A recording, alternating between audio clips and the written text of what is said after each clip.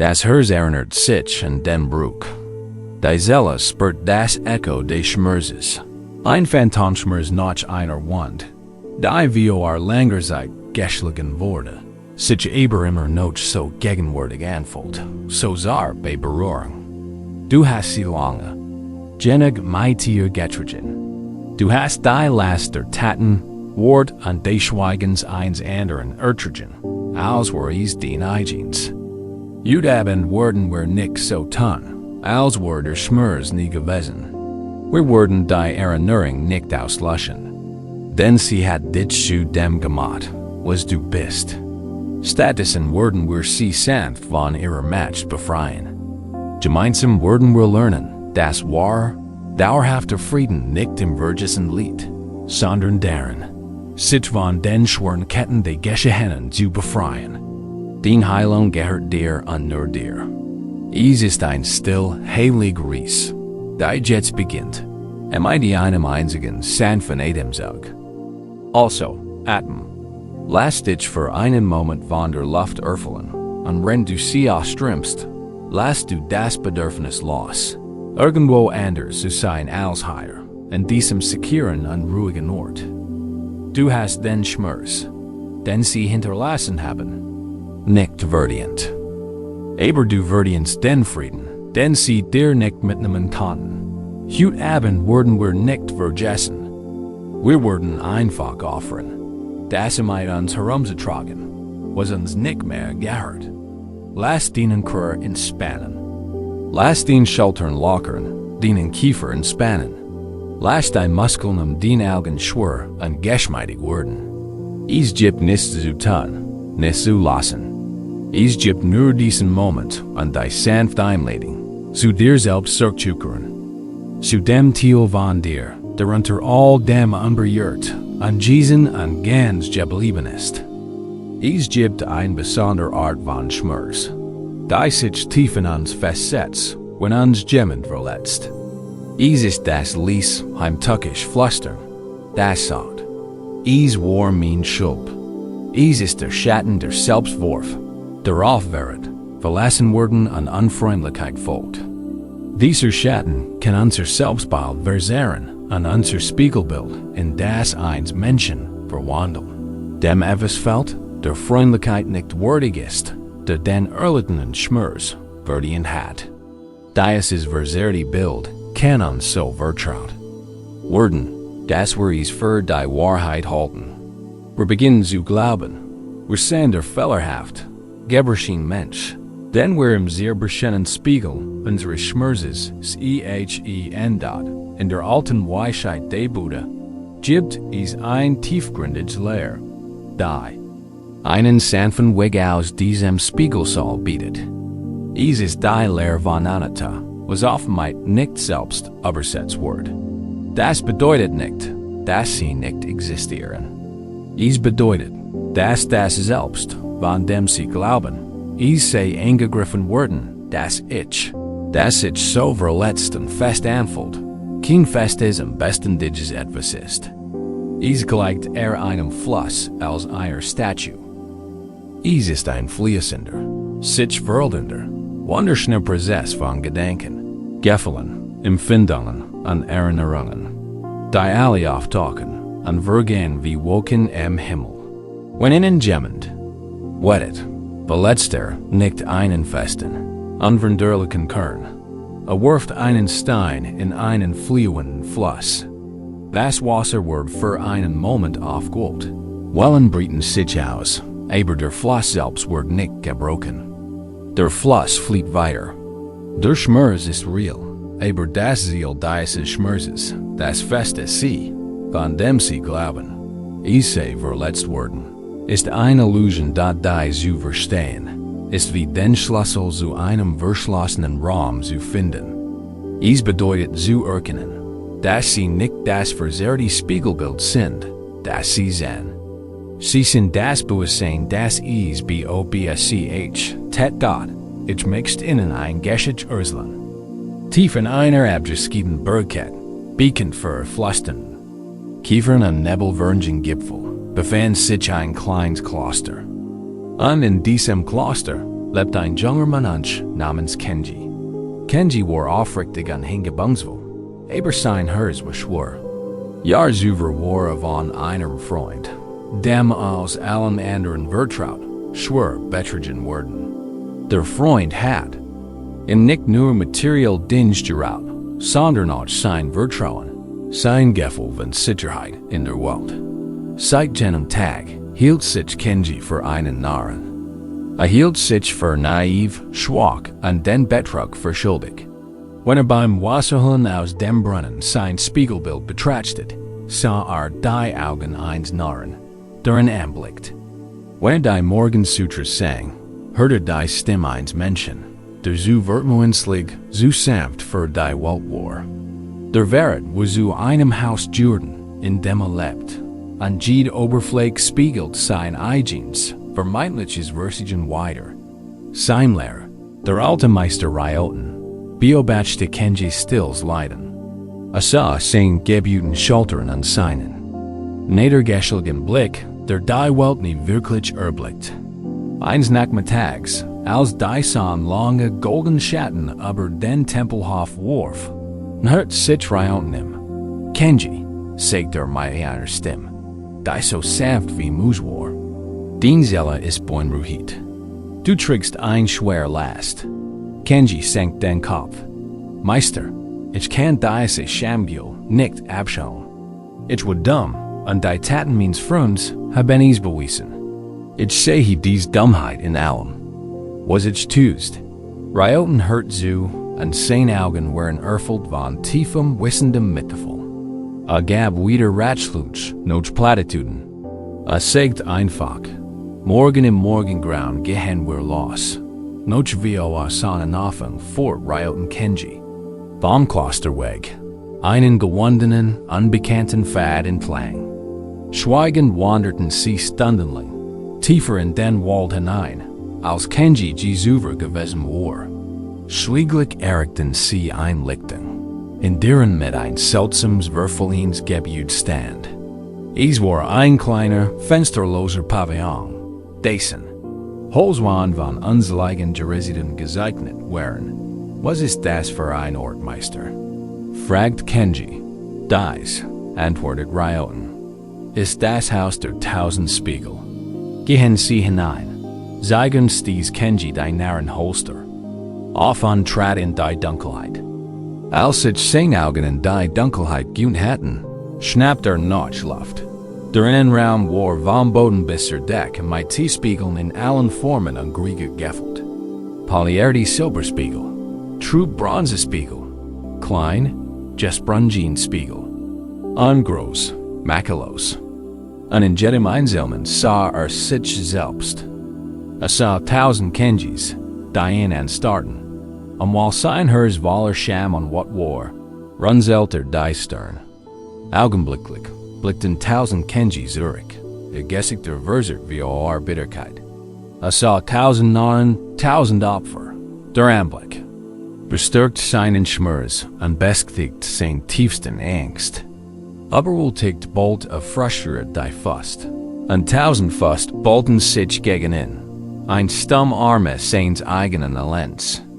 Spürt ein Woj der Wut auf die Spiegelbilder, auf den Freund, der dies Versicht hat, auf sich selbst. Stieß einen Schrei der Verzweiflung aus, und die stummen, schmerzerfüllten Gesichter in den Spiegel weinten mit ihm.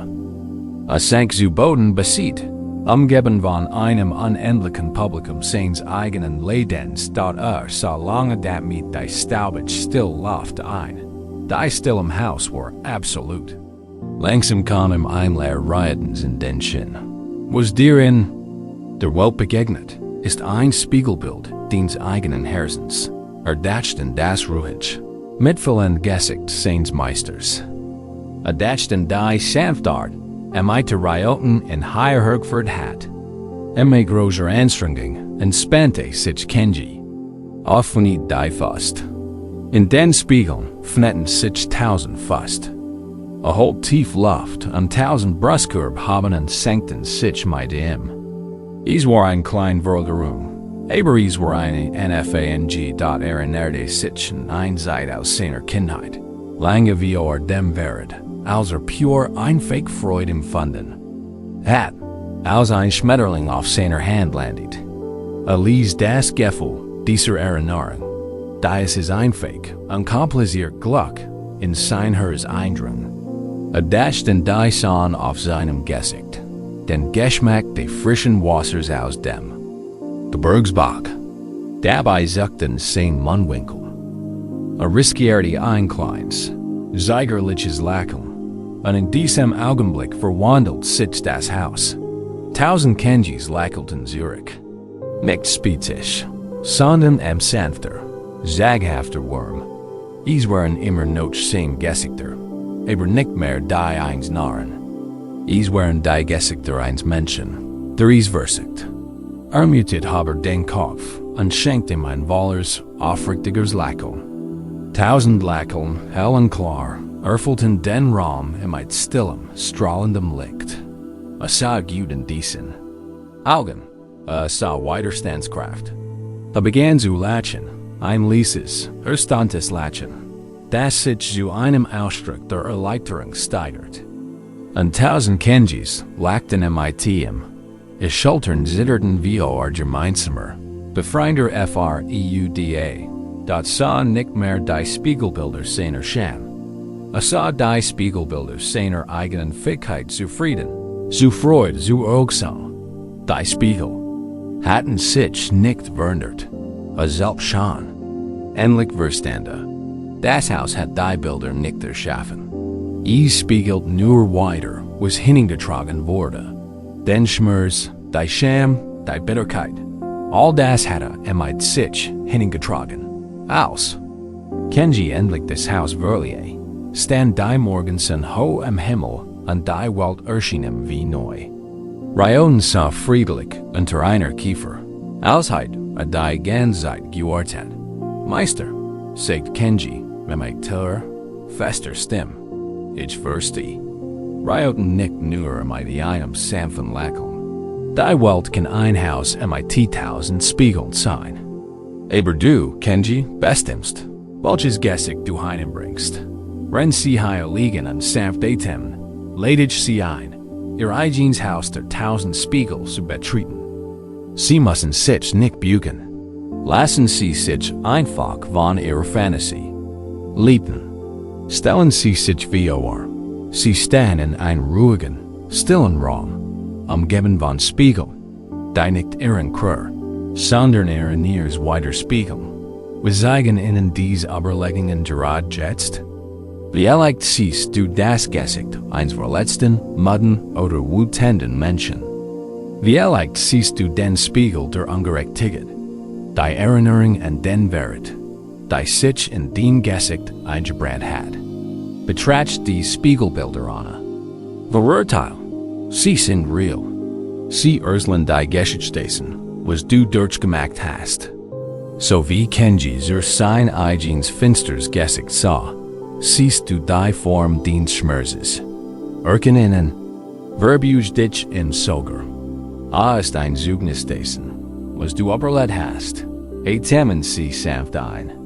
Und atmen sie lang und langsam aus. Sie müssen diese Reflexionen nicht bekämpfen. Sie müssen die Spiegel nicht zerschlagen. Sie müssen nur etwas Neues einführen. Können Sie sich an eine Zeit erinnern, in der Sie Frieden verspürt haben? Es kann die Erinnerung an einen Spaziergang in der Natur sein. Das Gefühl, ein Warmtas in den Händen zu halten. Das Geräusch sanften Regens oder die bedingungslos Liebe eines Haustiers. Es muss kein großer Moment sein. Nur ein kleiner, einfacher Samen des Friedens. Spür dieses Gefühl in deinem Krör. Lass es ein Wurm in deiner Brust, ein Weichheit in deinem Bauch, ein leises Summen hinter deinen Augen sein. Nimm dieses Gefühl jetzt in Spiegel, KABINETT. Was passiert mit den Spiegelbildern? Wenn du diesen kleinen Samen des Friedens in dir trägst. Vielleicht wird der Blick eins der 1000 Spiegelbilder weicher. Vielleicht erscheint ein warmer Schimmer in einem der 1000 Albenpaar, die dich anblicken. Wünsch es nicht. Beobacht einfach. MIT deinem nächsten Atemzug spür Mitgefühl. Noch nicht für den, der dich verletzt hat, sondern für dich selbst. Mitgefühl für die Person, die diese Last so lange tragen musst. Stell dir vor, eins der Spiegelbilder blickt dich mit reinem, bedingungslosem Mitgefühl an, erken die Zärtlichkeit in seinem Ausdruck. Es ist die eigene Zärtlichkeit, die dir entgegengespült wird. Wenn du dieses Gefühl wachsen lässt, beobacht, wie sich immer mehr Spiegelbilder verändern. Die harten Kanten der Wut beginnen zu weichen. Die scharfen Linien der Trauer beginnen zu verschwinden. Du bist nicht der Schmerz. Du bist nicht die Geschichte des Wahrheits. Du bist das Wut auf ein Bewusstsein, in dem sich die Geschichte entfaltet. Du bist derjenige, der sich entscheiden kann, einen neuen Ausdruck ins Haus zu bringen. Der Schmerz war ein Uranus, ein schrecklicher Sturm, der durchzog. Da du in deinem Wesen bist der Himmel. Der Himmel wird vom Sturm nicht verletzt. Wird vom Blitz nicht zerbrochen. Bleibt weit offen und klar und bietet Raum für. Alles, was worüber sehen kann. Die Reflexionen in den Spiegeln sind bloß Wolken. Sie sind nicht der Himmel selbst. Lasst das Bild der 1000 Spiegel jetzt beginnen, sich aufzusetzen.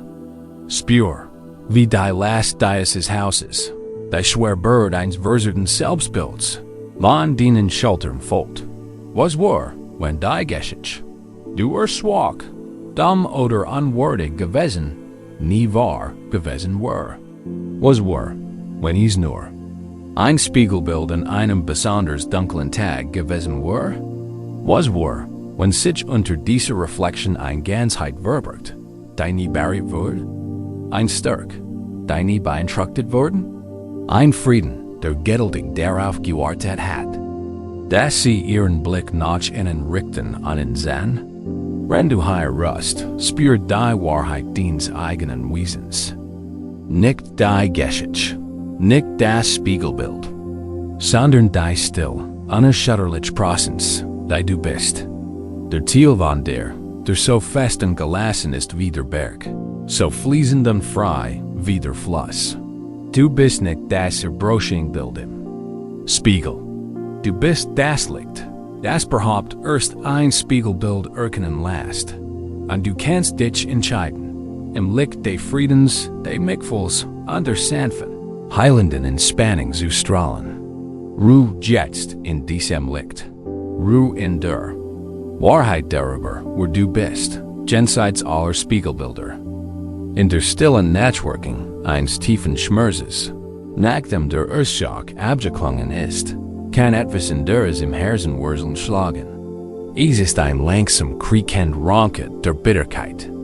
Ein Groll, der sich unsere Gedanken windet und die Weltengrauten taugt. Dies ist das Weitleben voller Schmerz. Der erste Wand ist das Uranus selbst, der heftig, plötzliche Schlag. Da das darauf folgende Leid ist das Gift, das wir trinken, weil wir glauben, es wird demjenigen Schaden, der uns verletzt hat. Es ist der schwere Mantel der Bitterkeit, den wir tragen, in dem Glauben, wird uns schützen, rende uns in Wahrheit nur noch weiter in einer kalten, einsamen Welt isoliert. Dieses anhaltende Leid ist der Schmerz, die Erinnerung immer wieder aufleben zu lassen, die Belastung, die Wut zu schüren, die Erschwung, die Groll hat. Es ist die Verwandlung eines vergangenen Ereignisses in gegenwärtig Realität. Ein Geist, der bei jeder Mahlzeit neben uns sitzt und nachts mit uns im Bett liegt.diec. Bitterkeit zu spüren ist kein Versagen. Sie ist ein zutiefst menschliche Reaktion auf Ungerechtigkeit, Wahrheit und den Verlust unseres Vertrauens. Sie ist der Schrei des Herzens nach Gerechtigkeit in einer Welt, die oft als ander als gerecht ist. Deshalb wir teilen wir dieses Gefühl nicht. Wir erkennen seine immense Lasten. Spüren Sie es jetzt, wenn es Sie berührt. Die schwer in der Brust, das Angegel im Magen, der Vertraut zur Geschmack des Grols. Ist die Bleiern last. Einschmerzes, der sich nicht verdauen lässt. Wir halten ihn fest, tragen ihn. Und matcht jeden Schritt unseres Lebenswegs schwerer.doch was wahr. When dies last, dies ist Gift, dies ist schwer, unerwünscht Blei nicht das Ende der Geschichte war. Die großen Weisen der buddhistischen Faiths, insbesondere der Mahayana Tradition, sprechen von einer radikalen und tiefgreifenden Möglichkeit. Sie lehrten, dass Leiden selbst der Rohstoff für Erleuchtung sein kann. Sie sprechen von der Kraft, Gift und Medizin zu verwandeln. Dies ist keine Verlöhnung des Schmerzes. Es ist kein spiritueller Umweg oder ein Aufruf, so zu tun, als sei alles in Ordnung. Es ist das Gegenteil. Es ist die Praxis, sich zu drehen in Richtung der Schmerz, der darin bestet. Mit so unerschütterlich Mitgefühl und Weisheit in das. Unseres Leiden zu blicken, dass es sich zu einer Transformation des Wangen sieht. Es ist der Weg des spirituellen Alchemisten. Alchemie waren den alten Geschichten, die mystische Kunst, an Edelmetall wie Blei in reinstes Gold zu verwandeln. Es war ein Prozess der Transmutation. Und hier ist die Einleitung für Sie heute Abend. Werden Sie zum Alchemisten Ihres eigenen Herzens. Sehen Sie das schwere Blei Ihrer Bitterkeit nicht als Flutsch, sondern als Möglichkeit. Eine Möglichkeit, einen tiefen und unerschütterlichen Frieden zu schaffen. Betreten wir die Werkstatt einer solchen Alchemisten. Stellen Sie sich einen Raum. Vio, erfüllt vom sanften Schein eines Ofens. Die Luft ist warm und duftet nach Holzkohle, seltsamen Kräutern und schmelzenden Metallen. Es ist ein Ort tiefer Konzentration und stiller Absicht. Unsere Alchemistin ist eine alte Frau. Ihr Gesicht ist von tiefen Falten gezeichnet. Ihre Augen sind klar und leuchtend und strahlen eine ralte und zugleich allgegenwärtige Weisheit aus. Sie wirkt weder Nervs noch gehetzt. Ihre Bewegungen sind langsam, bedächtig und von stiller Anmut. Eines Tages kommt ein Mann in die Werkstatt. Sein Gesicht ist ein Maske aus Trauer und Wut. Trägt einen kleinen, schweren Gegenstand in Stoff gewickelt. Packt ihn aus und lädt ihn mit einem dumpfen Schlag auf der Workbank. Es ist ein Klumpen stumpfen grauen Bleis. Seltsam, gefärbt, gesagt und hässlich. Das, sagt der Mann mit beruhigter Stimme, ist der Wert, den ich erlitten habe. Es sind die Lügen, die man mir erzählt hat. Es ist die Liebe, die wegwerfen wurde. Sie ist wortlos, schwer und kalt.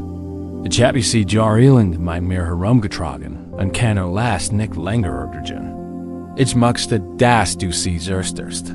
Die Alchemistin blickt nicht in das Gesicht des Manns, sondern auf den Bleiklumpen. Sie schreckt nicht wie seiner Hässlichkeit zurück. Sie bezielt seinen Ursprung nicht. Sie sieht ihn einfach als das, was ist. Ein dickes Rose unschlafens. Potenzial. Sie hebt ihn auf. Fühlt sich kalt und anders schwerer. Also aussieht. Much wie das Gefühl eines lang gehegten Grols. Sie spürt seine scharfen Kanten, seine unergiebige Natur. Ich kann es nicht zerstrennen. Sagt sie ließ, ich stimme wie das Nistern des Führers. Es zu zerstrennen, gut, und es wird nur ein kleiner, schärfer Stück zerspringen, von denen es noch schwerer, sich zu befreien. Aber ich kann damit arbeiten. Sie nimmt das Angebot an. Der Mann, der nicht mehr zu tun hat, verlässt die Werkstatt und fühlt sich etwas leichter. Weil ihm die Last übergeben hat, nun beginnt die Arbeit der Alchemistin. Ihr wichtigstes Werkzeug ist weder Hammer noch Pfeil. Es ist ihr Schmelztiegel. Der Schmelztiegel ist ein besonderes Geschenk aus so robuster Keramik, dass selbst höchster Hitze standhält. Ist dickwandig und massiv, ein Belter von absoluter Sicherheit und widerstandsfähig. Sie weiß, das Blei nicht im Freien umgewandelt werden kann. Muss in einem Raum von immenser Stärke und Integrität aufgebaut werden. Und so, wenn du hier liegst, lade ich dich ein, den Eigenes Bewusstsein, den Eigenes Herz, als Schmeltigel zu empfinden. Ist stärker, als du denkst. Hat den tiefsten Freuden und den tiefsten Sorgen getragen. Hat den Führern des Lebens standhalten und ist nicht zerbrochen. Ist der sicher Belter, in dem dies heilige Arbeiten angeschehen kann. Den Atem, der ein und ausströmt, ist der Bläsbauch, der des Führer sanft schürt. Die Alchemisten let den hässlichen Bleiklumpen in die mit des Schmeltigels. Dort sitzt der kalt und reglos. Dann stellt sie den Schmeltigel in mit ruhiger Hand in den heißen Teil des Ofens. Dieser Ofen, dieses Feuer, ist nicht das Feuer des Zorns. Ist nicht das zerstörrische Laufer der Wut, das Eils in seinem Weg verbrennen will. Dies ist das Feuer der Mitte, der liebenden Gut. Ist die sanft, anhaltend und umfassend Wurm des Mitgefühls. Ist ein Wurm, der sich auf das Leiden selbst richten, at mein. Und wenn du ausatmest, stell dir vor, wie du dieses sanft Feuer des Mitgefühls in dir entfachst. Ist die Wurm des Verständnisses, das dieses schwere Gefühl, dies Blei der Bitterkeit, aus einer Wund geboren wurde. Ist ein felgelieder Versich des Herzens, sich vor einer Verletzung zu schützen. Verdient Mitgefühl, nicht weh, RURTEILUNG, der Alchemist beobachtet den Schmeltigel in Feuer. Lange Zeit scheint nichts zu geschehen. Das Blei bleibt hart, starr und widersetzt sich jeder Verletzung. So ist auch mit unseren tiefsten Verletzungen. Wir können ihnen unsere Aufmerksamkeit und unser Mitgefühl schenken, und lange Zeit kann sich anfühlen, als würde sich nichts ändern. Die Bitterkeit bleibt. Der Groll ist noch immer fest verankert. In diesem Moment wird Geduld der wichtigsten Südet. Der Alchemist lässt sich nicht entmutigen. Sich nicht, den Prozess zu zwingen. Gehört einfach das Feuer. Gießt neues Johl hinein. Mehr sanft Aufmerksamkeit, mehr Vergebung. Für sich selbst mehr Verständnis. Sie flüstert dem Blei im Feuer zu. Ich sehe dich. Ich kenn den schwer. Ich bleib bei dir, bis du bereit bist, dich zu ändern. Kannst du deinem eigenen Schmerz diese flüstern? Ich sehe dich. Ich spür den Last. Ich werde dich nicht im Stich lassen. Das ist der Radikalität.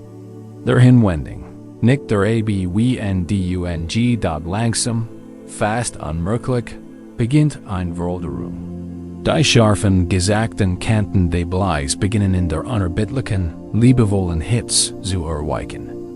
Die feste Form verliert ihr Integrität. Sie beginnt zu schimmern, nachzugeben. Schließlich schmilzt sie. Die feste, unbewegliche Bitterkeit löst sich in einen Pool aus schimmerndem, flüssigem Silber auf. Ist kein fester Gegenstand mehr, sondern ein fließender Prozess. Ist der Moment, in dem unsere Stargeschichte von was sie mir angeten haben, beginnt, sich in die fließend, rohe Emotion von Trauer, Traurigkeit, purem, unkompliziertem Schmerz aufzuhalten. Dies ist ein entscheidender Phase. Das Schmelzen ist das Loslassen der Tränen. Ist das Zulassen der Verletzlichkeit, die unter der harten Schale des Zorns liegt. Die Alchemisten weiß, dass dieser flüssig und flüchtig ist. Sie hält das Feuer stabil und gibt dieser rohen Emotion Raum, einfach zu sein. Sie fügt ein neues Judith hinzu, ein feines Pulver.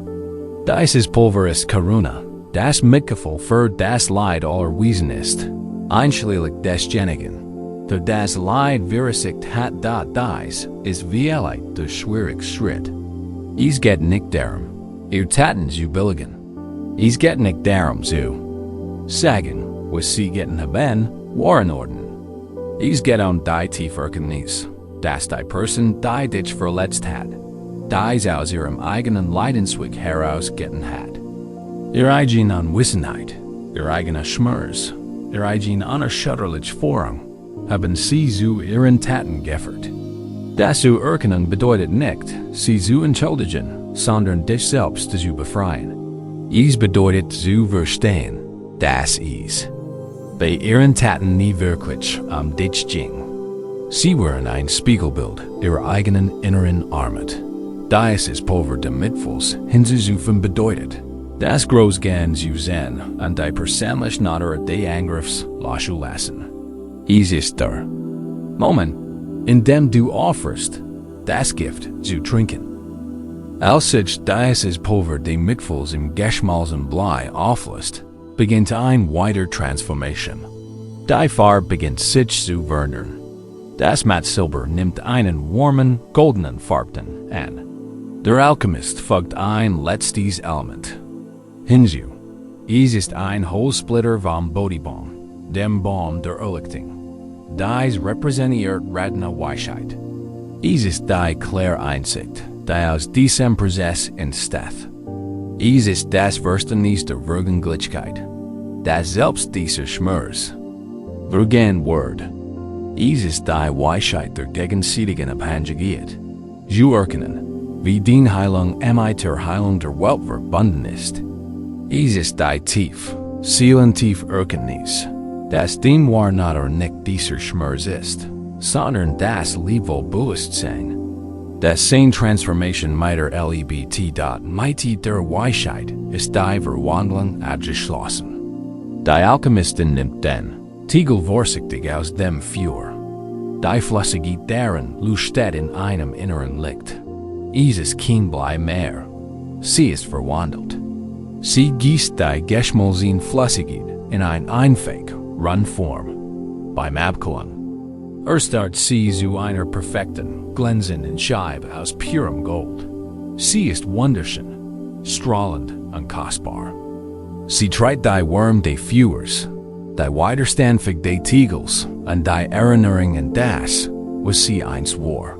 Die Hässlichkeit ist nicht zerstört, sondern in Schönheit verwandelt.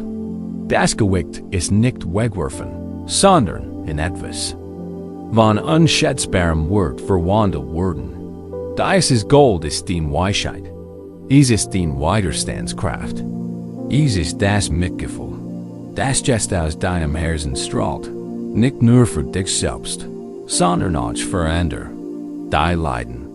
Es ist den unerschütterlicher Frieden, geschmiedet im Feuer des tiefsten Schmerzes.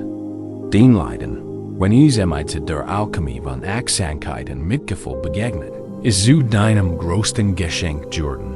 Lenk die Aufmerksamkeit nun wieder auf deinen eigenen Krei, der Heilroute. Spüre das Sanftheben und Senken deiner Brust.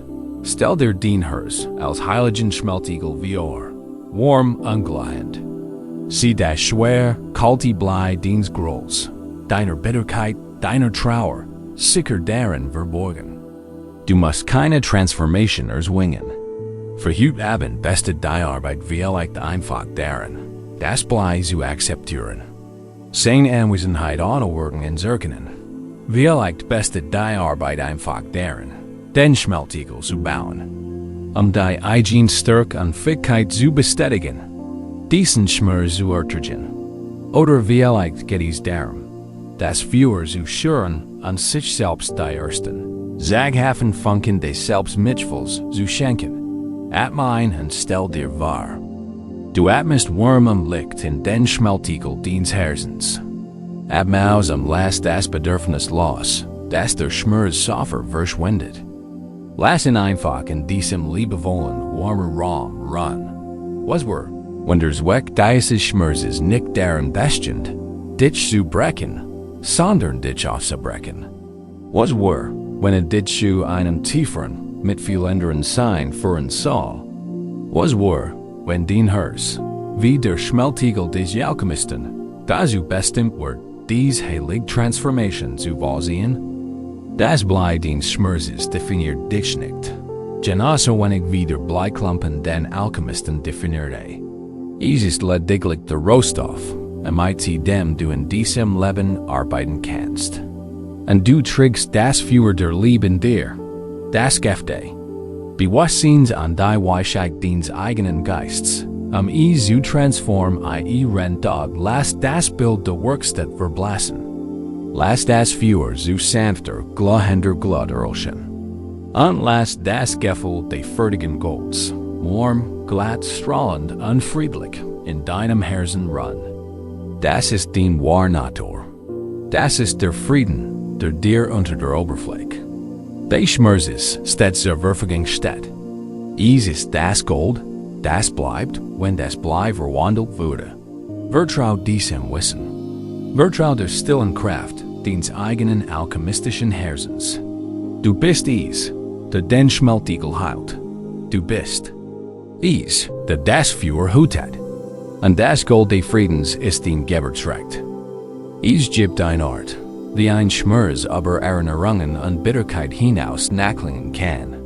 Es ist ein Gefühl der Verstrickung, als ob ein unsichtbarer Faden sie noch immer mit der Person oder dem Moment verbindet, der innen so viel Schmerz zugefügt hat. Es ist ein Gefühl der Verbundenheit, als ob Energie noch immer in Form wird.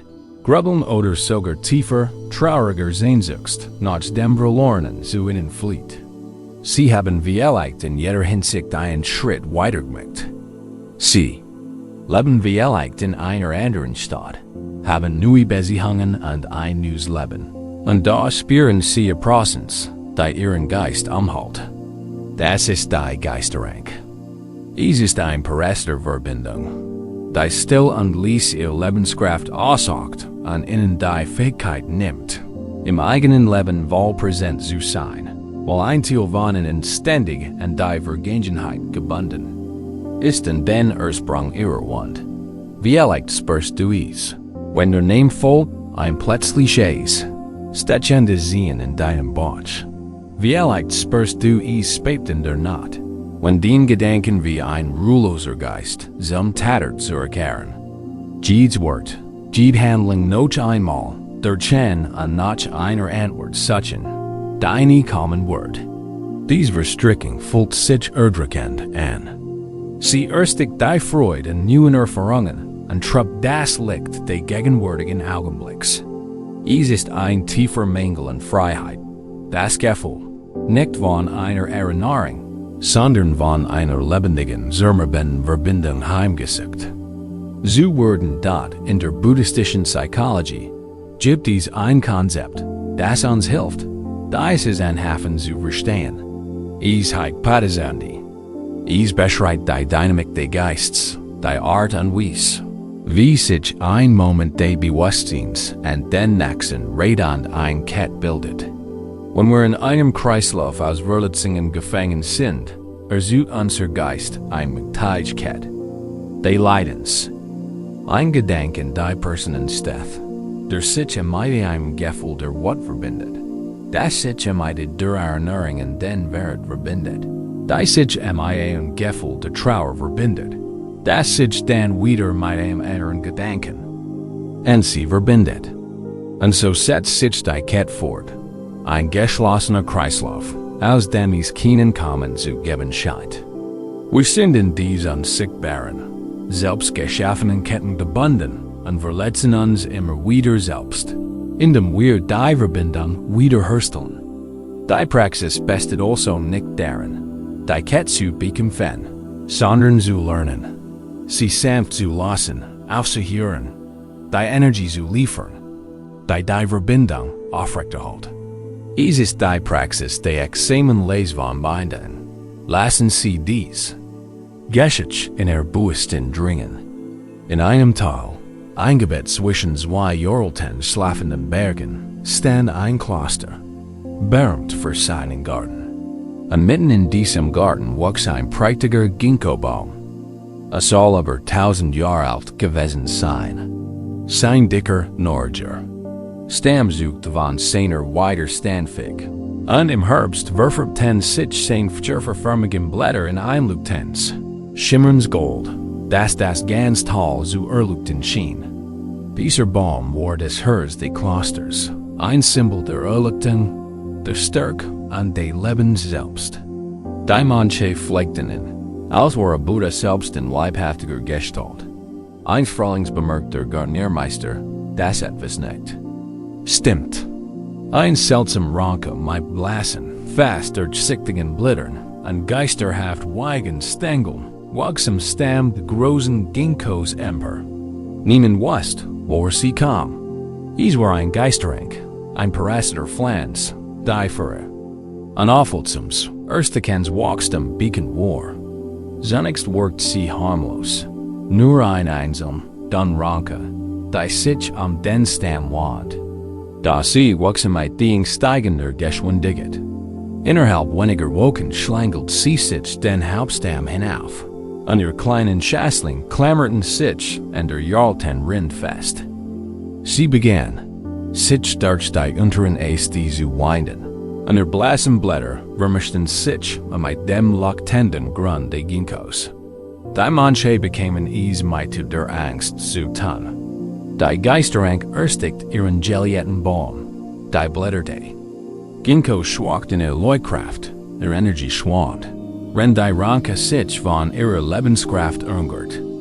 Die jüngeren manche gerieten in Panik und holten GXD in Messer. Wir müssen sie abhacken, riefen sie. Wir müssen sie angreifen, bever sie den Baum tät. Ihr wurden Angst waren greifbar. Sie sahen die Ranke als basardigen Feind, Denny's guldsam zu vernichten galt. Da die ab de Klosters, ein wies alte Frau namens Anra, hab die Hand. Nein, sagt sie ließ, aber bestimmt. Watten auf die Rieb einzuhacken, wir beduten, den Baum zu verletzen. In deiner Wut würdest du die Rind einschneiden, und genau das Wesen vergiften, das wir retten wollen. Ein gewaltsam Lassung aus Angst wird nur noch mehr Schaden errichten. Es gibt einen anderen Weg. Sie rief den jüngsten Novisen, einen Jungen namens Sato, dessen Versteckensmerkmal ein tief und bestendig gettelt war. Sato war wieder der stärkste, noster Klugsmannansch, aber kannst stundenlang sitzen. An einer Raub beim Spinnen ihres Kokons, Zusen, ohne das auch nur die Gäringslingual aufkam. Anra führt Sato zum Food des Baumes. Dies Ranke, erklärt sie, ist wie ein schmerzhaft Erinnerung, die sich ins Herz geheftet hat. Du kannst sie nicht losrieren, denn ihr Wurzeln haben sich mit dem Gegenstand verheddert, und dem sie hängt. Du musst sie entwirren. Sanft, mit einer schutterlicher Aufmerksamkeit und Sorgfalt. Und so begann Satos Arbeit. Hat wieder Axt noch Messer dabei. Nur sich selbst und einen kleinen Holzhacker. Ganz an dem Beginnen fand die Stelle, und die Ranke am Baum. Hing. Zog nicht, riss nicht. Legt einfach seine Hand auf die Ranke und betastet sie. Spürt Beschäftigkeit, Spannung. Folgt mit den Augen, zu sehen, wie sie sich umschlungen hat. Dann begann sie mit der Konzentration. Einschärigen und der Zärtlichkeit einer Mutter, sanft und vorsichtig zu lassen. Such sich einen Saugnapf und übt sanften Druck aus, ihn zu bügen, seinen Griff zu lassen. Fand ein Schlaf und fort die Ranke geduldig hindurch, sie wieder zu lockaren, dort es war ein qualend langsam Arbeit. An manchen Tagen schafft es nur ein paar Zentimeter freizumachen. Die anderen manche sahen ihm ungeduldig zu. Es funktioniert nicht, beschwerten sie sich. Die Ranke wuchs immer noch schneller, als sie abwickeln kann. Das Sato hört nicht auf ihr Angst. Sein ganz Welt besten aus dem kleinen Stück Weinrieb an der Rind VORM. Hat mit dem Baum. Mit jedem Einnehmen sammelt seine Aufmerksamkeit. Mit jedem Ausatmen vollsage einen winzigen, sanften Eket der Befreiung. Kämpfte nicht gegen die Weinrieb. LSD sie einfach vom Baum. Eingepaukt Gegenwart und Vergangenheit. Arbeitet ohne What, ohne Frustration, ohne die Geschich. Das die Weinry BC oder falsch sei. Sie einfach als etwas, das am falschen Ort war, als etwas. Das Liebewahl zu seiner Kell zurechtführt werden must. Langsam. Woch für Woch begann sich sein geduldige Arbeit auszusollen. Schwuber den unteren Thiel des Stamms. Befreit die unteren Äste.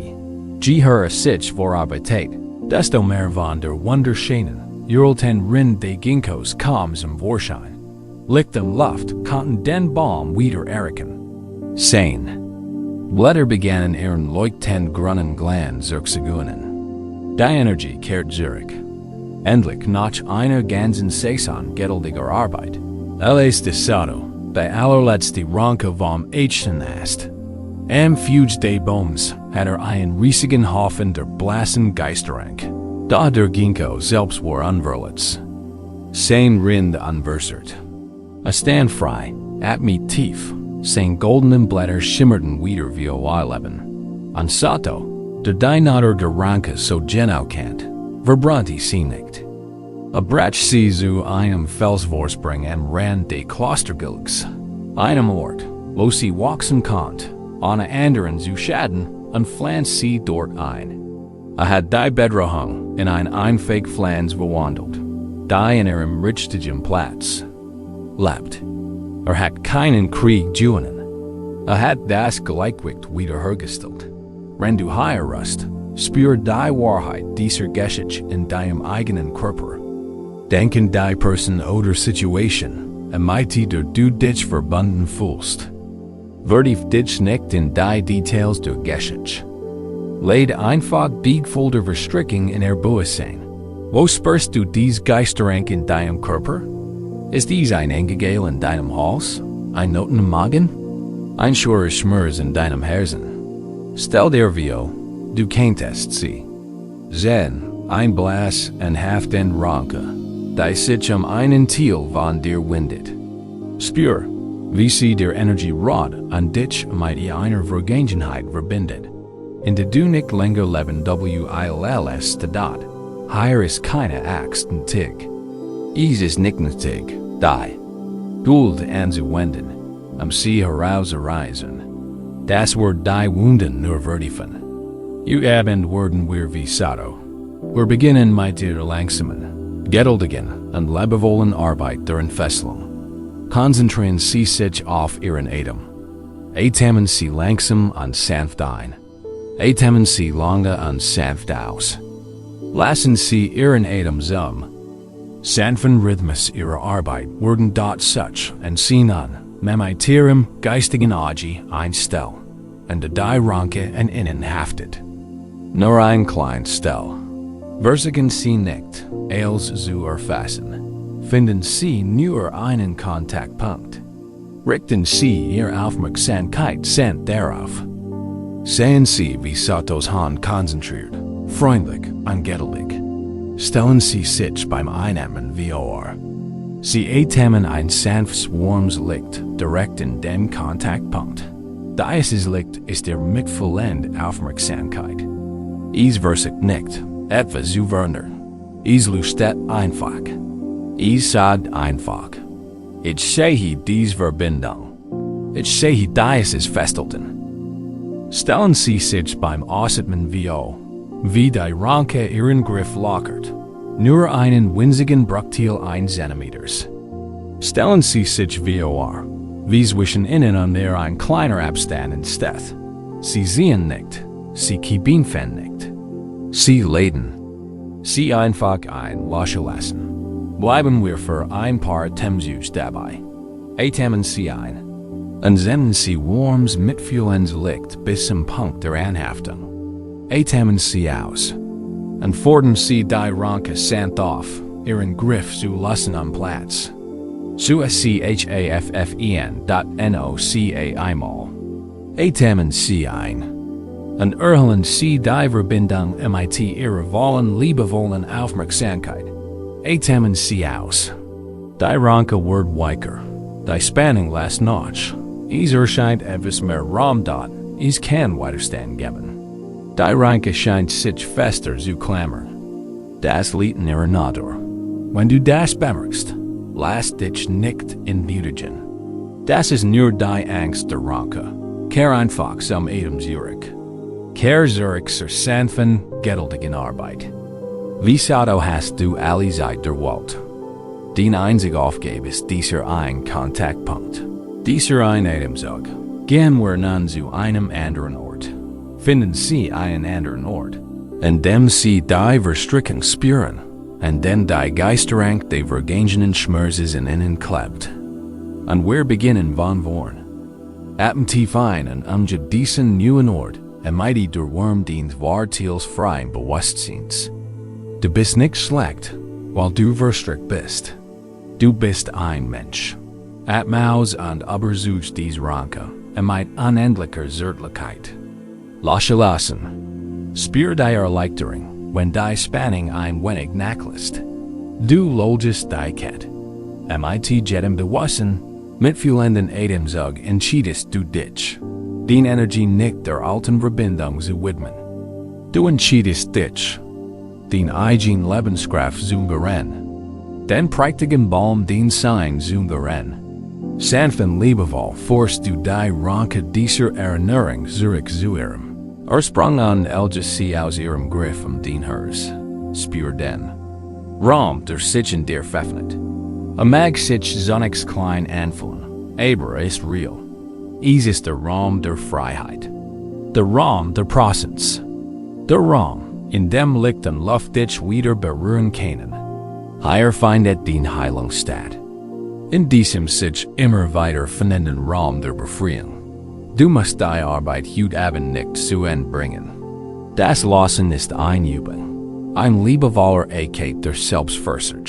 Zu dem du zurückkehren kannst, wann immer du die alte Verstrickung spürst. Genieß jetzt einfach den Fortschritt. Genieß das Gefühl, auch nur ein Ranke gelöst zu haben. Du hast dich daran erinnert, dass du nicht die Rieb und nicht die Verstrickung bist. Du bist der großheilige Baum, widerstandsfähig, wunderschön, und mit deiner geduldigen Fürsorge wirst du frei.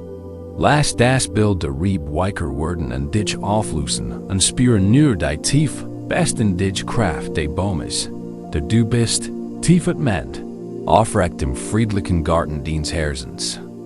Manch Verletzungen fühlen sich weniger wie ein schwerer Last sondern eher wie ein scharfer, steckender Gegenstand, der tief in uns steckt. Ein grausames Wort, im Zorn oder mit kalter Gleichgültigkeit ausgesprochen, kann wie ein Dorn sein, den wir Gereeling im Herzen tragen. Eine gerechte Entschuldigung, ein bissige Bemerkung über unseren Charakter, ein wirklicher Blick, all das steckt tief in unser Innerstes. Und obwohl derjenige, der uns den Dorn zugeworfen hat, links gegangen ist, sind wir diejenigen, die weiter bluten. Wir sind diejenigen, deren die Bügung von seiner Präsenz schmerzt. Wir drücken darauf und fragen uns, warum es immer noch schmerzt. Wir versuchen, es zu ignorieren, da wir spüren sein bitter Realit, mit jedem emotionalen Herzschlag. Dies Verinnerlichung der Negativität anderer ist eine der schmerzhaften Formen des Leidens. Wir nehmen ihr Gift und machen es zu unserem eigenen. Wir akzeptieren ihre Ziel und halten es für die Wahrheit.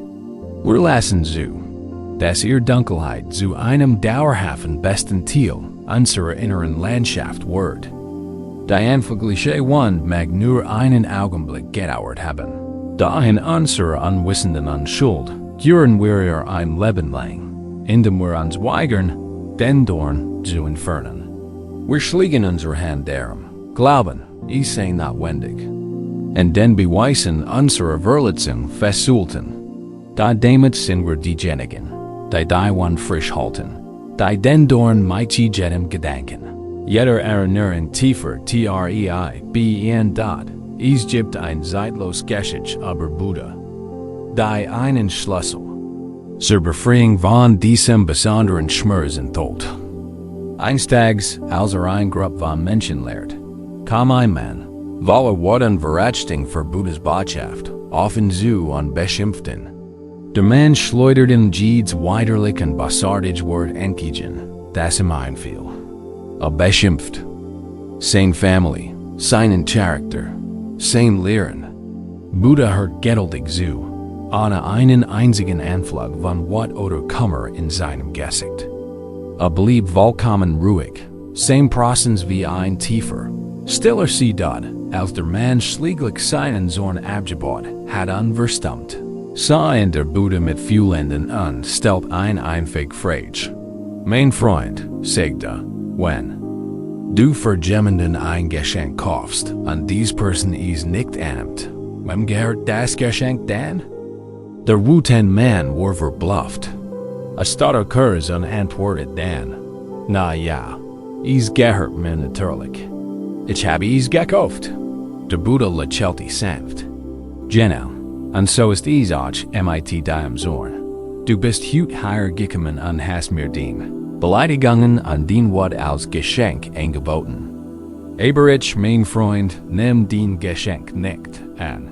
Mit diesen Worten verändert sich die gesamte Dynamik. Buddha sagt uns, dass wir ein Wohl haben. Der Sohn eines anderen Menschen. Seine Großartigkeit, sein Ziel. Es ist sein Opfer. Es gehört ihm. Es entspringt seinem eigenen Leid, seiner inneren Zerrissenheit. Und wir, in unserer souveränen Weisheit, können uns einfach entscheiden, es nicht anzunehmen. Wir können es sein eigenem bleiben lassen. Das bedeutet nicht, dass wir schwach oder passiv sind. Es bedeutet, dass wir wiesgenig sind und nicht etwas zu vergiften, das nie uns gehört. Es ist der ultimative Akt der Selbsterhaltung und des inneren Friedens. Lassen Sie uns diese Weisheit anhand einer anderen Geschichte betrachten. In einem kleinen Dorf an einem Fluss lebt eine Frau, die Heilerin der Gemen war. Sie war keine höchsten des Kurs im herkömmlichen Sinn. Sie war eine Heilerin des Herzens. Menschen kommen zu ihr, wenn sie von Trauer geplagt, von Wut, Zerfrissen oder in Verzweiflung verloren waren. Ihr wichtigstes Werkzeug war nicht ein Kraut oder ein Trank, sondern ihre ausgeprägte Fähigkeit zu zuhören und ganz präsent zu sein. Eines Nachmittags stürmt ein Mann, dem die Heilerin früher einmal helfen wollte, in ihren stillen Garten. War wütend. Sein Leben hat sich nicht so verbessert, wie es gefordert hat, und hat beschlossen, die Heilerin für sein Anhaltens verantwortlich zu machen. Sein Gesicht war voller Wut. In der Hand hielt einen Zweig eines Dornbusches. Dessen Stacheln lang und gefgrat scharf waren dort stand Vio, der Heilerin. Die sich ruhig Kammeln bekümmerte und begann zu schreien. War für Vio, ein Betrügerin zu sein und falsche Hoffnungen zu machen. Und als sein Wut ihren Höhepunkt erreicht, streckte den dornigen Zweig entgegen. Das halte ich von deiner Heilung, Gnade. Nimm in, das ist den Geschenk von mir. Die Heilerin sagt mich zusammen. Sie erhob wieder Stimme, notwürdig sie sich. Sie erhob sich einfach vom Boden, wischt sich die Erde von den Händen und betrachtete den Ast. Ihr Blick war wieder wutend ängstlich. War klar und ruhig, wie die Oberfläche eines tiefen Brunnens. Sie sah den Mann unfreien. Moment sah sie nicht seinen Zorn, sondern den immensen Schmerz, der ihn nährt. Dann streckte sie ihr Hand offenen, nach oben gerichteten Handflächen aus. Ich sehe, du hast mir etwas mitgebracht, sagt sie, ihr Stimme so sanft, wie die Kammelblüten zu ihren Füßen. Ich würde mir ansehen, was du mir angeboten hast. Der Mann, der einen Kampf erwartet, war verwirrt. Zeigern legte den dornigen Zweig in die offenen, wartenden Hand. Die Heilerin griff nicht danach. Sie umklammerte nicht an. Zogen auch nicht zu sich heran. Sie lesen einfach dort liegen, auf ihren beiden offenen Handflächen. Sie hielten von ihrem Körper weg, so dass es sie deutlich sehen konnte. Die scharfen Dornen waren die, unübersehbar ungefährlich. Aber sie berührten Haut nicht. Kein einziger Dorn hat sie gestochen. Sie betrachtete den erst einen langen Moment lang mit Distanz ihrer Neugier. Sie bemerkte die Schärfe der Dornen, die Reinheit der Rind, den Zorn, und mit dem ihr angeboten worden war. Sie nahmen an Widerstand. In sich uf dort, dann blickt sie wieder zu dem Mann. Danke, dass du mir das gesehen hast, sagt sie ließ. Ich sehe, wie viel Schmerz in diesem Aspekt. Aber in meinem Garten ist kein Platz für solche Dornen. Und mein Herz hat keine Lust, sie zu tragen. An mit einer einfachen, ermutigen Bügung drehte sie ihr Hand um. Der Dornenast fiel auf die weiche Erde zu ihren Füßen. Aber nicht dem Zorn zurückgeworfen worden. Aber nicht akzeptiert und verherrlicht worden. Aber Gissen wahrgenommen und dann bewusst und friedlich losgelassen worden. Lag auf. Dem Boden, ein Zeugnis des Schmerzes des Manns. Doch keine Bedrohung mehr für den Frieden des Heilers. Der Mann stand fassungslos da. Die Match seiner Wat hat sich aufgelöst, denn sie hat nichts gefunden, dem sie widerstehen konnte. Sah den Dorn auf dem Boden und betrachtete ihn zum ersten Mal aus seinen eigenen. Jetzt lädt sie ein. Dieser Wiesheiler zu werden.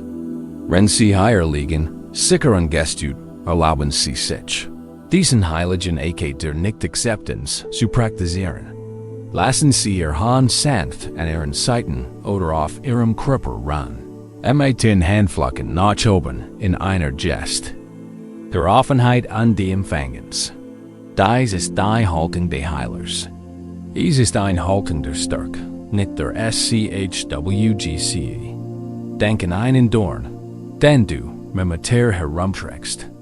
Dies kann ein Wort sein, das jemand zu dir gesagt hat. Dies kennt ein Blick sein, den man dir zugeworfen hat. Dies kennt die Erinnerung in ein Handlung sein, die sich zutiefst angericht anfühlt.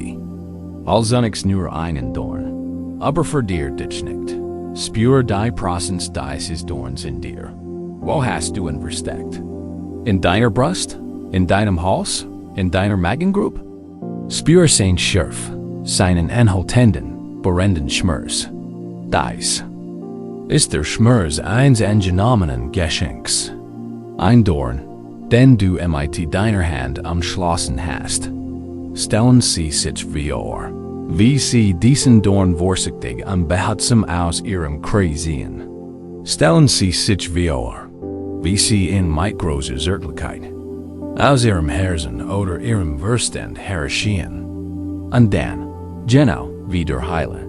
Legen Sie den Dorn auf Ihre offenen Handflächen. Halt dies fest, wie deinem geistigen Auge.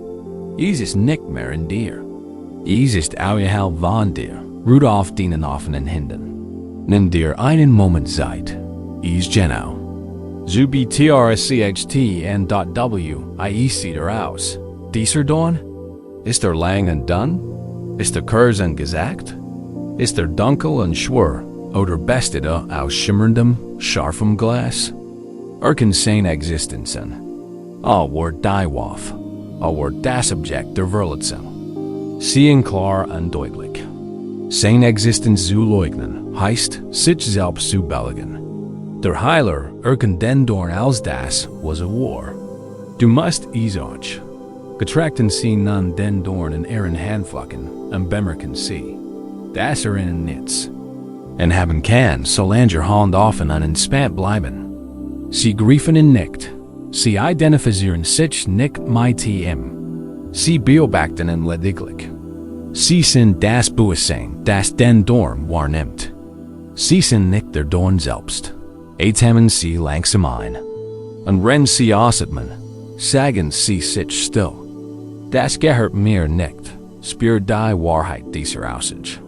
Der Dorn wurden der Werkstatt des Leidens eins anderen Menschen geformt. Wurde aus seiner Hand geworfen, angetrieben von seiner Angst, seiner Unwissenheit oder seinem Schmerz. Tritt der Energie in sich, gehört nicht dir. Du warst nur derjenige, der im Weg stand.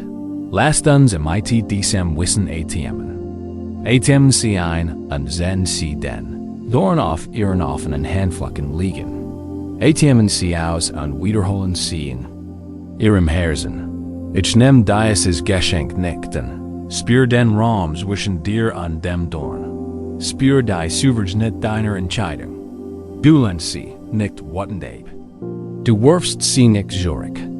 Du lehnst dies einfach ab, sie in dein Zuhause aufzunehmen.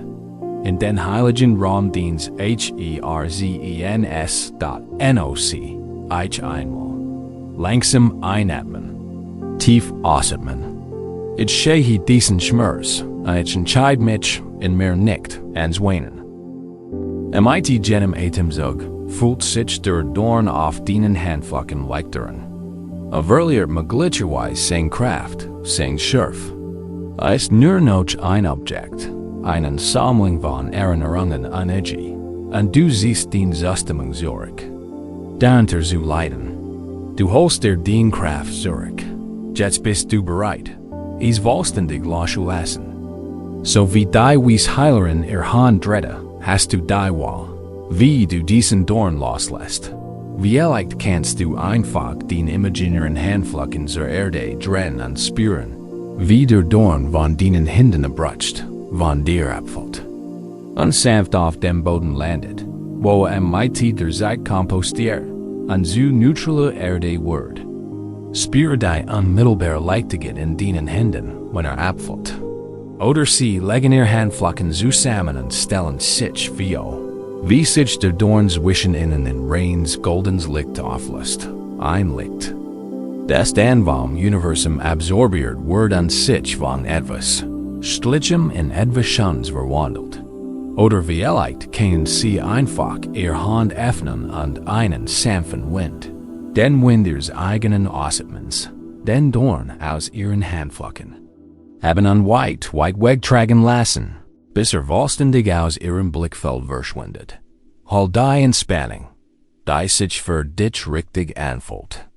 Und wenn du sie erreicht hast, richte die Aufmerksamkeit auf die Hand. Spür sie. Sie sind leer. Sie sind leicht. Sie sind friedlich. Sie sind offen und frei.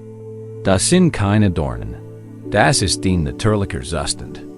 Den Frieden hängt nicht von einer Welt ab, in der niemand Dornen wirft. Dies Welt wird vielleicht nie existieren. Den Frieden hängt nur von deiner eigenen Weisheit ab, von deiner eigenen Praxis, die Gatten von Zorn und Größenkeit abzulehnen. Ruhe in diesem Gefühl der Leichtigkeit. Ruhe mit den leeren, offenen Händen. Sollt die Erinnerungen einen weiteren Dorn auftauchen, weißt du jetzt, was du tun ist. Du kannst den Zen anerkennen und loslassen. Das Gemmels den Hot Durchboard. Das ist den Kraft. Das ist den Freiheit. Ruhe hüt nicht als Opfer tausender Dornen, sondern als weißer Heiler der Weis. Das der Grotschutz einer Fiends Herz ist, das sich weigert an etwas versulten, das nicht lieb ist. Es gibt ein Trauer, die nur ein Herz empfindet, das tief betrügen oder verlassen wurde. Es ist die Trauer eine Zukunft, die es nie geben wird. Wenn uns jemand dem wir vertrauen, tiefen Schaden erfolgt, hinterlassen nicht nur ein schmerzlich Erinnerung. Kann die Landkarte unseres Lebens sehr streng. Die Geschichte, die wir uns selbst darüber erzählten, wo wir waren, wo wir gingen und mit wem wir gingen, kann augenblicklich in Stock gerissen werden. Es kann sich anfühlen, als wir die Geschichte unseres Lebens gestohlen wurden. Die Handlung durch ein großem und unerwartet Wendung entgelöst. Man steht in den Trümmern einer Zukunft, die man sich sorgsam in seiner Fantasie aufgebaut hat. Einer Zukunft, Die nun wie ein Traum nach dem Aufwachen verschwunden ist. Das Gefühl, seiner Geschichte bereit worden zu sein, ist ein tiefer Verlust. Es ist die Erkenntnis, dass ein guter Lebensweg, ein gewisses Potenzials Glück, nun für immer wie dir verspürt ist. Den Weg ist sehr broken. An seiner Stelle ist ein Wildnis, ein unbekannt an Being steigen Wheat. An diesem Ort, zu stehen, bedeutet, ein tief unbeunruhigend Ohnmacht zu spüren. Der Stift wird dir aus der Hand gerissen, an ein verheerendes Kapitel wurde ohne den Einverständnis in dein Leben geschrieben. Und so traust du nicht nur den Schmerz der Vergangenheit, sondern auch den Verlust einer wunderschönen, imaginären Zukunft. Du traust die Geschichte, wann du dachtest, sie gehört dir, sie zu leben. Doch, die Weisheit der buddhistischen Weges bietet uns einen der Sichtweise auf diesen Moment. Sie lädt uns ein, wieder zur Vetter zu greifen. Sie führt uns in die Bedeutung von Karma. Im Westen wird Karma oft als kosmisches System von Belohnung und Bestrafung missverstanden, als eine Art göttlicher Ratsch. Das eine wahre Bedeutung ist viel subtler und unendlich kraftvoller. Karma bedeutet schlicht Handlung. Genauer gesagt bedeutet es willentliches Handeln. Die Handlungen, die wir aus freiem Willen ausführen. Es ist das universelle Gesetz von Ursache und Wirkung. Ein Handling ist eine Ursache und was folgt, ist die Wirkung. Was dir widerfahren ist, war das Ergebnis des Karmas eines anderen Menschen, seiner eigenen Willenshandlung, geboren aus seinem eigenen Geist. Du hattest keine Kontrolle darüber. Die Ursache war gegeben, und die schmerzhafte Wirkung war spürbar. Da die Lehre des Karmas endet hier nicht. Im Gegenteil, genau hier beginnt sie für dich. Denn in diesem Augenblick und in jedem folgenden bist du derjenige mit der Match des Willens.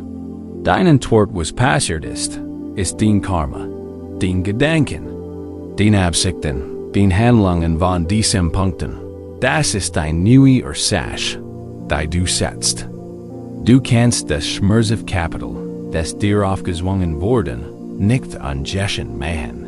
Aber du hast die Macht, das nächst zu schreiben. Du bist nicht nur der Leser deiner Lebensschicht. Du bist der Autor. Und wo deine Seelen ist, hast du die Macht. Etwas new sein ZUFLECHTEN. Lass dies Geschichte in deinem Herzen ruhen. In einem sonnendurchfluten Tal lebt ein Weberin, der im ganzen Land für praktiken Teppich beacon war. Ihr Name war Alara, und ihr Werkstatt war ein Lichtparadies. Staubkörnchen tanzen in den Sonnenstrahlen, die durch die hohen Fenster fielen. Die Luft roch nach Lanolin, Holz und Farbe.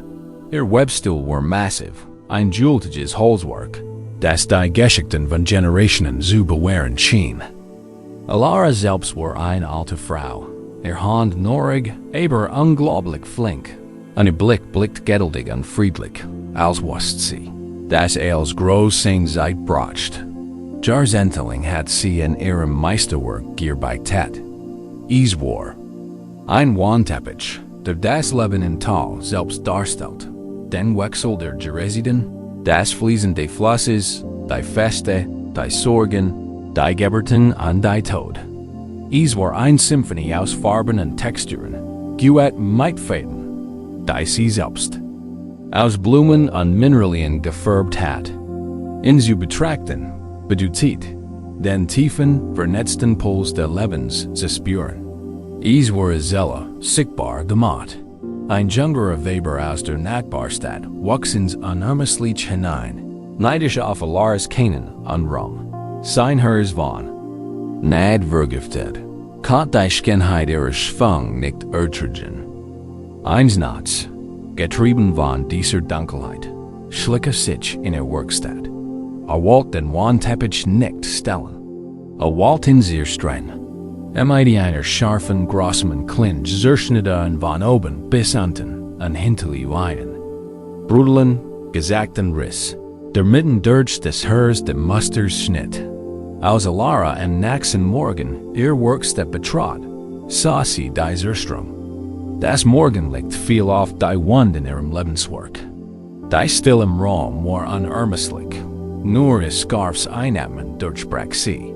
Sie spürte einen so tiefen Kummer, dass sie in die Knie zwang. Els, wofür sie gearbeitet hat, Jed. Geduldig stund, Jed liebvoll Absicht, lag zerstört wie Die Geschäft war ruiniert. Sie blieb lange dort und betrachtete den Riss. Sie sah die Gulthütten Utenden Ränder. Sie sah die Fäden der Geschäft, das Latschen eines Keins, ein Schneefall im Winter, Zerrissen und Loshängen. Sie erlaubt sich, die ganz tief ihrer Trauer, ihrer Verzweiflung zu spüren. Sie eilt nicht an ihrem Schmerz vorbei. Sie wordet sein Gegenwart. Sie sah mit ihrer Zerbrochenheit da, bis die Sonne unterging, und blieb dann in der Dunkelheit sitzen. Da aus das Erstlicht der nächsten Morgendämmerung den Webstuhl berührt, rät sich ein Newsgefühl in ihrem Herzen. Sie will webbern. Ihr Bestimmung will nicht nur zu schaffen, sondern zu heilen. Sie betrachtet den Schnitt nicht als ein Ende, sondern als eine neue, unerwartete Herausforderung. Sie wird nicht versuchen, in zu flicken, den Schaden zu verbergen, als wäre nie geschehen. Das war ein Lutsch. Dein Arb war nantil. Der Geschäft de Wandteppiches. Die Gold war Thiel seiner Geschäft. Also, beschloss sie, wird sie nicht verstecken. Sie wird sie ans Licht bringen. Sie ging zu einer besonderen Truhe, in der sie ihr wertvollsten Materialien aufbewahrte. Daraus nahm sie ein Schiffchen, umwickelt mit einem Faden, den sie ihr ganzes Leben lang aufbewahrt hat. Einem Faden aus reinem, gesponnenem Gold. Es war ein Faden, der in einem fast lebendigen Licht schimmert. Sie kehrt zum Webstuhl zurück. Ihr Hand, die am Tag zuvor wie ihre Kammer gesittert hatten, waren nun ruhig. Ihr Absicht war klar. Sie setzte sich hin und begann earnest zu weben. Sie versicht nicht, die Gerissenen kannten zusammen zu sehen. Stattdessen begann sie, den goldenen Faden über die Gesamtlänge des Schnitts zu weben. Mit jedem Durchgang der Weberschiffens zeichnet sie den gesagten Verlauf der Wandnotch. Sie umrisst die Gold mit Licht. Sie folgt der chaotischen Linie des Risses, nicht mit Groll, sondern mit konzentrierter, liebevoller Aufmerksamkeit. Die Arbeit war langsam und sorgfältig. Watch für Watch wet sie ihren goldenen Faden in den Stoff der Wand. Das Ergebnis war temperabend. Der Schnitt war nicht verschwunden, hat sich verwandelt. War zu einem strahlend schimmernden Fluss aus Goldjorden, der durch das erste Tals floss. Dein Arb war nun durchschkanzt und faszinierendste Teil des gesamten Meisterwerks. Sie erzählt ein neues Geschichte. Nicht nur von der Schönheit des Lebens, sondern auch von seiner Widerstandsfähigkeit. Sie sprach davon, wie das Zerbruching durch Heilung noch schöner und tiefer werden kann. Der Wandteppich war nicht länger nur ein Kunstwerk. Sucht von der Macht einer Weberin, die der Zerstring nicht das letzte Wort berliet. Und du, wenn du hier rust, bist dieser Weber. Du sitzt wie ein gam großen Webstuhl deines Lebens. Nimm dir einen Moment Zeit, den Wandteppich zu betrachten, den du bisher gewählt hast. Sieh die Farben deiner Freuden, die Muster deiner Lieben, die Texturen deiner Errungenschaften. Es ist ein einzigartig und kostbarer Schwung. Und nun, die große Matt und Sanftmatt, lass deinen Blick auf die Zerrissen-Stelle fallen. Sieh den Schnitt, den der Ulletin Schmerz hinterlassen hat. Sieh die durchtrennten Fäden, die chaotischen Linien. Wenn dich nicht ab, akzeptiere die Realität dieser Wand. Es ist in Ordnung, das zerstört schon Muster zu trauern. Erlaub dir, diesen Kummer zu spüren. ist real und verdient is, Gefühl zu werden. Den Geschich vor beschädigt, betrachten Sie nun. Das Schiffchen in Ihrer Hand. Mighty welchem Faden haben Sie seitdem rescued. Vielleicht haben Sie, ohne zu merken, einen Faden der Wut verwendet, der die Ränder des Risses hart und dunkel gemacht hat. Vielleicht haben Sie einen Faden der Trauer verwendet, der in Willkommer Fut gemacht hat. Vielleicht einen Faden der Angst, der in ausgefranst und schwach gemacht hat. Das ist verständlich. Aber Sie sind der Weber, Sie kennen den Faden. Wechseln. Stellen Sie sich vor, Sie legen jetzt den Gedanken des alten Schiffchen ab. Lassen Sie es ruhen. Stellen Sie sich nun vor, wie ein News in Ihren Händen erscheint. Das ist heilt einen neuen Faden. Es ist ein Faden des Selbstmitgefühls. Fühlt sich weichen und lustet in einem warmen, zarten Rosa, wie die Farbe des Morgen, Himme, das ist Schiffchen. Am Beginn zu weben, wenn du atmest. Sammel beim Einatmen all die Gut, die du in dir finden kannst. Vor beim Ausatmen diesen weichen, warmen Faden in einer offenen Kante der Risses in Klang. Stell dir vor, wie sein Weichheit das Verletzte. Jublindert. Mit jedem Durchgang lässt du die One nicht aus, aber du versorgst sie. Du spendest der Trost. Du erhältst dem Gebruchenen Teil deiner Geschichte. Du bist der liebwürdig. Du bist der gutwürdig. Verfolgst dies. Einige Augenblick lang. Einatmen, Mitgefühl sammeln. Ausatmen, mit Zärtlichkeit weben. Nun stell das Shuttle ab und nimm ein anders. Dies ist hier trägt einen Faden der widerstandsfähig. Es ist stark, flexibel und schimmert silbrig, wie das Licht des Morgens auf dem Wasser. Dies ist der Faden der Stärke, wann du nicht wusstest, bis du auf die Probe gestellt wurdest. Dies ist der Faden von allem, was du überlebt hast dort nim diesen silbernen Faden und wie bin aber die Luck. Sieh, wie dort, wo eins nur ein Leer war, ein neues Muster resultiert. Dieses neue Muster ist komplex und stark. Es ist das Muster. Dienstmütz. Es ist die Geschichte des Überlebens. Mit jedem Durchgang des Schiffchens erkennst du den eigenen Stärke, die Fähigkeit, durchzuhalten und wieder aufzubauen. Wieb diesen silbernen, widerstandsfähigen Faden in deinen Wandteppich ein und machen stärker als über. Endlich bist du bereit für das letzte Weberschiffen. Es liegt nun in deinen Händen und heilt den Faden aus reinem, gesponnenem Gold. Dies ist der Faden der Weisheit, der Hoffnung, der Neid, als den Licht. Mit diesem Faden wirst du tun, was der Meisterweber tat. Du wirst dein Narb erleuchten. Beginnen Sie mit ruhiger Hand und friedvollem Herzen, diesen goldenen Faden direkt am Rand des Risses entlang zu weben. Umranden Sie die gesamte Wand mit diesem strahlenden Licht. Damit geben Sie ein kraftvoll. Erklärung AB. Sie sagen, dass dies Wand, dies Narb, keine Quelle der Scham sein wird. Sie wird ein Quelle des Lichts sein. Sie ist das Zeichen eines Überlebenden. Sie ist der Beweis ihrer alchemistischen Kraft, Schmers Inschkenheit zu bewandeln. Die Geschichte ist nicht ruiniert. Sie ist nun tiefer, reicher, mitfühlender und unendlich tiefgründiger. Gerade wegen dieser goldenen Naht, die sie der Weber, liebevoll geschaffen haben, ruht dich jetzt aus. Lass dein Schiff ganz still sein. Blick auf deinen Wandteppich. Sieh, wie der golden Fluss deiner Heilung hindurchschleißt und in einzigartig, wunderschön und kraftvoll zu deinem matcht. Den Lebensgeschichte ist noch nicht zu Ende. Das ganze Kapitel, das aus Mitgefühl, Kraft und Licht gegeben ist, hast du gerade erst begonnen zu schreiben. Vertrau diesem Wissen. Du bist der Weber und die Kraft, ein schönes Leben zu erschaffen.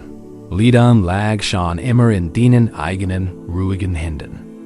Noch einer tiefen Wand kann eine Energie in uns aufsteigen, die sich heiser und mächtiger anfühlt als alles andere. Dies ist what? Ein glühender, brennender Zorn über die ungerechtigkeit der Geschehenen. Dies ist der Urschrei des Herzens, der sagt, das war nicht richtig.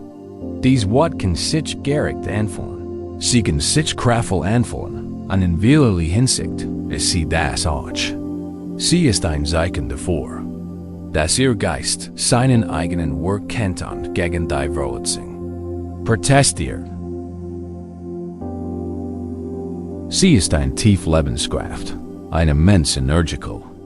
Da, wenn dieses Feuer unbeachtet bleibt, wenn sein Flammen von rache Gedanken und endlosen Wiederholungen die Begangen an rechts gengert werden, hört es auf, ein Kraft zum Selbstschutz zu sein.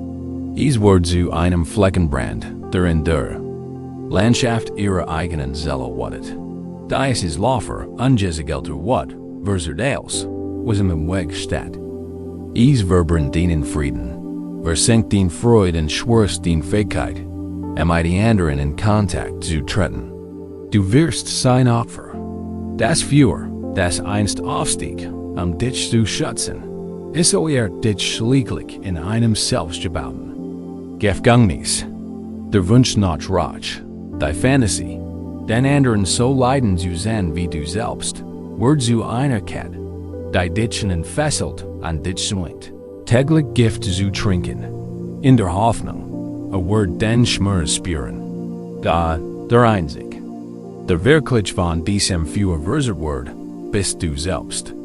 Der Wunsch nach Rausch ist die ultimative Falle. Heilt die Wund offen, die Verbindung lebendig an den eigenen Lebenskraft verdirbt. Ein Feuer zu schüren, das wieder Wurm not Licht spendet, sondern nur Rausch und Verwüstung. Der buddhistische Weg verlangt nicht, dieses Feuer zu lasken. Weis, dass es unglücklich ist, dies mächtige Energie zu unterdrücken, und dass sie oft offen der zerstörerischen Weise ausbricht. Die Weisheit liegt nicht darin, das Feuer zu lasken, sondern zu lernen, es zu pflegen. Es geht darum, das chaotisch zerstörerisch Laufer der Watt in das städtisch Lebensspenden glühen eins kontrollierten und beheteten Hürde zu verwandeln. Es geht darum, Hüter der eigenen inneren Feuers zu werden und dessen immense Energie nicht zur Zerstörung, sondern für Wurm. Licht an die heilige Arbeit der eigenen Heilung zu nutzen dort, reißen sie in Gedanken in einen Ort bitterer Kälte. Stellen Sie sich ein Kloster hoben auf einem jeden windspitzten Berggipfel vor. Die Winterheier sind lang und brutal. Der Wind hult wie ein hungriger Wolf und der Schnee folgt so dicht und schnell, dass das Kloster monatelang von der Auenwelt abgeschnitten sein kann. Der heiligste Ort an diesem Ort ist nicht der Meditationsraum oder die Bibliothek der Schriften. Es ist die zentrale Feuerstelle, in der Tag und Nacht ohne Unterbrechung ein Feuer brennt. Dieses Feuer ist das Leben des Klosters. Es ist die einzige Wärmequelle gegen die klaren Kälte, das einzige Licht in den langen, dunklen Nächten. Hier kochen sie ihr kargen Mahlzeiten an versammeln sich, die Geborgenheit der Gemeinschaft zu genieren. Dies ist Feuer verlassen. Zulassen wurde sicher Tod. Die Aufgabe, dies ist heilig Feuer zu pflegen, obliegt einem alten Mensch, dem Feuerhüter. Tut kaum etwas anders. Sein Leben ist ein Meditation über die Natur des Feuers. Weis, wenn es mehr Brennstoff braucht, wenn es mehr Luft braucht und wenn es geschert werden muss, sein Energie zu erholsamen Jahres ausgerad. Der erste Schnee fiel, aber fiel ein Rüberband das Kloster. Sie waren verzweifelt und grausam. Sie stahlen die Winterworte des Klosters, reisig, getrocknetes Gemüse und wertvoll Medikamente. Sie verletzten Mary manche, die versuchten, sie aufzuhalten, und flohen anschließend den Berg hinunter. Als der Überfall vorbei war, rast die wat der Junger en Manche. Wir müssen sie verfolgen, refiner. Ohne das, was sie uns gestohlen haben, würden sie den Winter nicht überleben. Aber gerechtigkeit ist gefragt. Wir müssen uns recken. Ein anderer Mensch, den Arm in einer Schling, stimmten zu. Sein Gesicht war wütend brand. Das dürfen sie nicht angestraft. Lassen, wir müssen sie jagen und sie für ihr Taten bezahlen lassen. Ein Grub von ihnen schnapp sich Wanderspie, und match sich bereit, in den immer stärker werdenden Schnee hinausgehen. Ihr Herzen brannten wie ratschige Lusten. Da der alte Führerhüter trat wie sie und blockierte die Tor. A war. Nicht wattend. Sein Gesicht war ruhig und ernst. Wo gehst du hin? Fragte Lies, gerechtigkeit zu erlangen. Antworten sie, unsere Feinde zu verfolgen. Der Führerhüter blickt die Gruppen an, du tat dann zurück zum zentralen Herd. Wo das Führer etwas schwacher brann als sonst. Und fragte, und sein Stimm durchschnitt ihren Zorn. Des Führerhüten? Die Manche. Wir stumpten. Sie sahen einander, und dann den Herd. In ihrer Els versuchenden Konzentration auf den Feind Draugen, hatten sie das Wichtigste vergessen, die Quelle ihres eigenen Überlebens. Wenn sie alle aufbrachen, Ratsch zu nehmen, des Führer Ocean. Und selbst wenn sie Erfolg hatten, würden sie in ein kaltes, dunkles und lebloses Zuhause zurückkehren. Sie würden ihr Ratsch bekommen, aber sich selbst verloren haben. Der Grotfeind, sagt die Führerhüterin Lies, ist nicht der vom Berg flieht. Ist die Kälte, die immer nur darauf wartet, einzudringen. Ist die Dunkelheit, die immer wie unsere Zustand. Unser Pflicht ist nicht das. Unrecht, das uns angeten wurde. Unser Pflicht ist das inner Führer zu pflegen. Geht darum, für unsere eigene Wurm, unser eigenes Licht zu sorgen. Lass nicht zu, dass den Zorn auf ander dich von der heiligen Pflicht abheilt, für den eigenes Herr zu sorgen. Die Manche senken langsamer Stieb, ihr Zorn kühlt. Verwandelt durch die Klarheit der Weisheit des Führerhüters, sie verstanden, ihren inneren Frieden für Ratsch zu opfern, wurde ein gültig Niederlich. Sie kehrten zum Herd zurück und hatten gemeinsam das Feuer, dem hell und warm brannt, trotz des aufziehenden Sturms. Ich lade dich ein, den in ihres Feuer zu bewahren. Erlaub dir, das Feuer deiner Wut zu spüren. Hab keine Angst davor. Verurteil sie nicht. Sie ist ein kraftvoll und gültige Energie. Wo spürst du sie in deinem Körper? Ist ein singend Hitz in deiner Brust, brennend Skür in deinem Magen. Eindruck, der sich hinter deinen Augen aufbaut. Lass da sein. Nimm für einen Moment sein Präsenz wahr, seine Immenskraft. Das ist dein Feuer. Dieses Feuer ist der Zeit ein Fleckenbrand. What it durch die Landschaft deiner inneren Welt, ohne Halt, ohne Grenzen. Aber du hast die Macht, das zu ändern. Du hast die Macht, einen Herd zu bauen. Beginnen sie in Gedanken, die Stein für ihren Herd zu sammeln. Der erste Stein ist Achtsamkeit. Der Stein des klaren Sens. Sie haben ihn auf und nehmen sich wie ihren Jäger zu betrachten, sich von ihm mittragen zu lassen. Sie würden die Flammen beobachten, aber nicht selbst zu den Flammen werden. Der nächste Stein ist Selbstmitgefühl. Dieser Stein fühlt sich weich und warm an. Verkörpert die Erkenntnis, dass dieses Feuer aus einer tiefen Wunde geboren wurde. Liegen neben den ersten Stein und siehst den Teil von dir, der so wattend ist, weil es so verletzt ist. Gut. Sammel. Mehr Stein. Den Stein der Gettel, im Wissen, dass dies Arbeit Zeit braucht. Den Stein der Weisheit in Verständnis, das Ratsch der nur schadet. Den Stein der Absicht. die klare und kraftvoll Absicht zu heilen, nicht zu verletzen. Bauen. Sie langsam und vorsichtig einsolid. Run Herdstel am Erführer. Platzieren Sie jeden Stein mit Bedacht und Zielstrebigkeit. Sehen Sie, wie die Wunder Herdstel sicher haben und einen sicheren und stablen Belter bilden. Das Führer ist noch da. Es ist noch heiß. Etwas wird es gelten. Es ist eingewärmt. Es ist kein Fleckenbrand mehr, der ganz. Wat bedroht. Es ist ein Herdführer, konzentriert und fokussiert. Haben tief durch und spür die Sicherheit deines Gefgieges, das du dir geschaffen hast. Den Bewusstsein, den Mitgefühl, den Weisheit.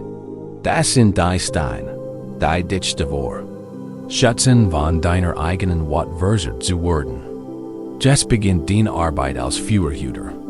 Die Aufgabe ist dies, dieses Führer zu hüten. Ein Führer braucht zwei Dinge zum Brennen. Brennstoff und Luft. Der Brennstoff, den du gerade benutzt hast, ist die Geschichte des Schmerzes. Gedanken und Rausch, Erinnerungen und die Ungerechtigkeit. Das sind die Hohlheit, die du ins Führer geworfen hast, wodurch es mit schwarzem, erstekendem Rausch a UF Flamme Mount.wir wechseln den Brennstoff. Der neue Brennstoff, den sie ihrem Führer anbieten, ist der Brennstoff der Selbstfürsorge. Einheit guten Schlafs. Einheit nahrhaftes Essen. Einheit ein Spaziergangs in der Natur. Einheit Zeit. Die sie mighty Gemeinem Verbrecht haben, darin Geborgenheit gibt. Stellen sie sich vor, wie sie einen dieser Scheit vorsichtig auf geschlossens Führer legen. Beobachten sie, wie er anders brennt. Die Flammen wurden gleichmäßiger, sauberer und geben ein warmes, orangefarbens Glühen ab. Statt Wunder. Roter Funken, als nächstes müssen sie die Luft regulieren. Unkontrollierte Wut ist wie ein Wind, der das Feuer in Aufruhr versetzt. Ihr Atem ist das Werkzeug, mit dem sie den Luftstrom kontrollieren. Wenn sie spüren, wie das Feuer zu wüten beginnt, können sie ihr Atmung bewusst verlangsamen. Probieren Sie es jetzt aus. Atmen Sie tief und langsam ein, und noch tiefer und langsamer aus. Stellen Sie sich vor, atmen Sie ein sanft. Preis, die Flammen bereit und Sie ermutigt tanzen lässt, anstatt heftig zu schlagen. Mit jedem bewussten, langsamen Atemzug bekräftigen Sie Ihr Rolle als Hüter. Sie bestimmen, wie heiß das Feuer brennt. Sie haben die Kontrolle. Atmen. Sie ein und spüren Sie die Wurm ihrer enthaltenen Kraft. Atmen Sie aus, beruhigen Sie die Flammen und die Energie. Beobachten Sie, was mit dem Feuer geschieht, wenn Sie es auf diese Weise pflegen. Die chaotische, zerstörrische Energie beginnt sich zu verwandeln. Die Sengen Hitze des Ohrens weicht. Der sanften, lebensspendenden Wurm von Leidenschaft und Zielstrebigkeit. Das blendend Licht der Wut klärt sich zum stetigen, erhellenden Glanz der Weisheit. Diese Energie ist nicht länger refined. Sie ist irrebundanter. Sie ist der Treibstoff, den sie nun nutzen können, zu erschaffen, zu heilen und ein neues Leben aufzubauen. Sie ist die Wurm, die sie durch den langen Winter ihrer beschützt. Sie ist das Licht, das ihnen in der Dunkelheit den Weg weist. Ruh dich jetzt in der sanften Wurm deines eigenen Herde aus. Spür die tief, still Kraft des Führers, das du hütest. Du bist der Hüter. Du bist derjenige, der für den eigen Wurm, den eigens Licht sorgt. Die Welt draugen mag kalt und ungerecht sein. Daher, im Innersten deines Wesens, hast du dir einen Zufluchtsort der Wurm und Geborgenheit geschaffen. Lass die sanft glühende Wurm den Nervensystem beruhigen, den Körper entspannen und dich auf ein tief, erholsamen Ruhe vorbereiten. Du hast die Kraft nicht ausgelöst. Du hast sie dir geholt. Und sie ist da, dir zu dienen. dich zu Wormen an dir den Weg nach Haus zu leuchten. Nach dem ersten Schock einer Wand, nachdem wir begonnen haben, unsere Niers Führer zu pflegen, kann uns immer noch ein Gefühl tiefer Zerbrechlichkeit begleiten. Es ist, als hätte der Schmerz unsere Grundfesten erschüttert und uns emotional, instabil und leicht erschüttert gemacht. Der Boden unter unseren Füßen fühlt sich unsichern. Ein flüchtige Bemerkung, ein Lied im Radio, ein vertrauter Jerk oder ein unerwartete Erinnerung können uns innerlich erzittern lassen und uns direkt zurück in den Schmerz, die Angst oder die Wut schicken. Wir werden hyperwachsam und suchen unseren Horizont ständig, nach dem nächsten emotionalen Sturm AB. Dieser Zustand ist erschwend. Es ist, als würde man in einem Haus mit Wänden aus Papier leben, jedem Windstos, zusammen suchen und ständig. Angst vor dem Einsters. HABEN. Dieses Gefühl emotionaler Zerbrechlichkeit matcht wahre Unglitch. Der Schlaf ist oberflächlich, unterbrochen von ängstlichen Gedanken. Frieden fühlt sich in wie ein fernes Land, das wir nicht mehr besuchen können. Wir leben unseren eigenen Erinnerungen, unseren eigenen Auslösern ausgeliefert. Wir reagieren nicht. Ein Well der Traurigkeit, aber ob unserem treibt uns hinaus aufs Meer. Ein Wutausbruch flammt auf, und wir verlieren uns im Feuer. Ein Angstwell reißt uns Wir sehnen uns nach Stabilität, nach festem Boden in uns selbst, auf dem wir standhaft bleiben können. Angesichts der Turbulenzen in unseren Gedanken und Herzen. Der buddhistische Weg bietet ein tiefgreifendes Gegenmittel gegen die Zerbrechlichkeit. Es ist eine Qualität des Herzens und des Geistes, die Opeka, was oft mit Gleichmut übersetzt wird. Gleichmut ist keine emotionale Distanz oder kalte Gleichgültigkeit. Es geht nicht darum, Hormonen zu errichten oder uns gegenüber Gefühlen abzustumpfen. Im Gegenteil, es ist das genaue Gegenteil. Gleichmut ist die Fähigkeit, all zu fühlen, den Schmerz, die Freude, die Trauer, den Frieden mit einem Herzen, das so weit, so ausgeglichen und so gergümmig ist, dass es durch nichts aus der Bahn geworfen wird. Es ist der tief besten Dich. Frieden, der sich einstellt, wenn man ganz im Leben ist, so wie es ist, ohne von seinen ständigen Veränderungen versklavt zu werden. Es ist die Kraft eines mächtigen Baumes, der den Wind in seinen Blättern spürt, aber vom Sturm nicht entwurzelt. Word. Es ist die tief still Ruhe eines Berges. Lassen Sie sich von dieser Geschichte erden. Oben im Himalaya lebt ein junger Mann namens Tenzin, der große Angst vor Stürmen hat. Immer wenn sich der Himmel verfinstert und der Wind zu heulen begann, bemerkt man eine schreckliche Angst. Sein Herr ist rast, sein Atem stockt, und wurde von Visionen überwältigt, wie das Kloster vom Sturm zerstört wurde. Seine Angst vor dem Sturm draugen war ein Spiegelbild seiner Angst vor den emotionalen Stürmen in seinem Inneren. Sein Meister, ein alter Lama mit Augen so klar und tief wie der Himmel nach einem Regenschauer, bemerkt die Angst des jungen Max. Eines Nachmittags, als die dunklen, zerklüfteten Wolken im Westen aufsehen sah, winkte Tenzin. Komm, sagt der Schlicht. Wir wollen gemeinsam den Sturm beobachten. Erfährt Tenzin nicht in die relative Sicherheit des Steintempels, sondern hinaus aus dem Kloster auf einen hohen, exponierten Bergrücken.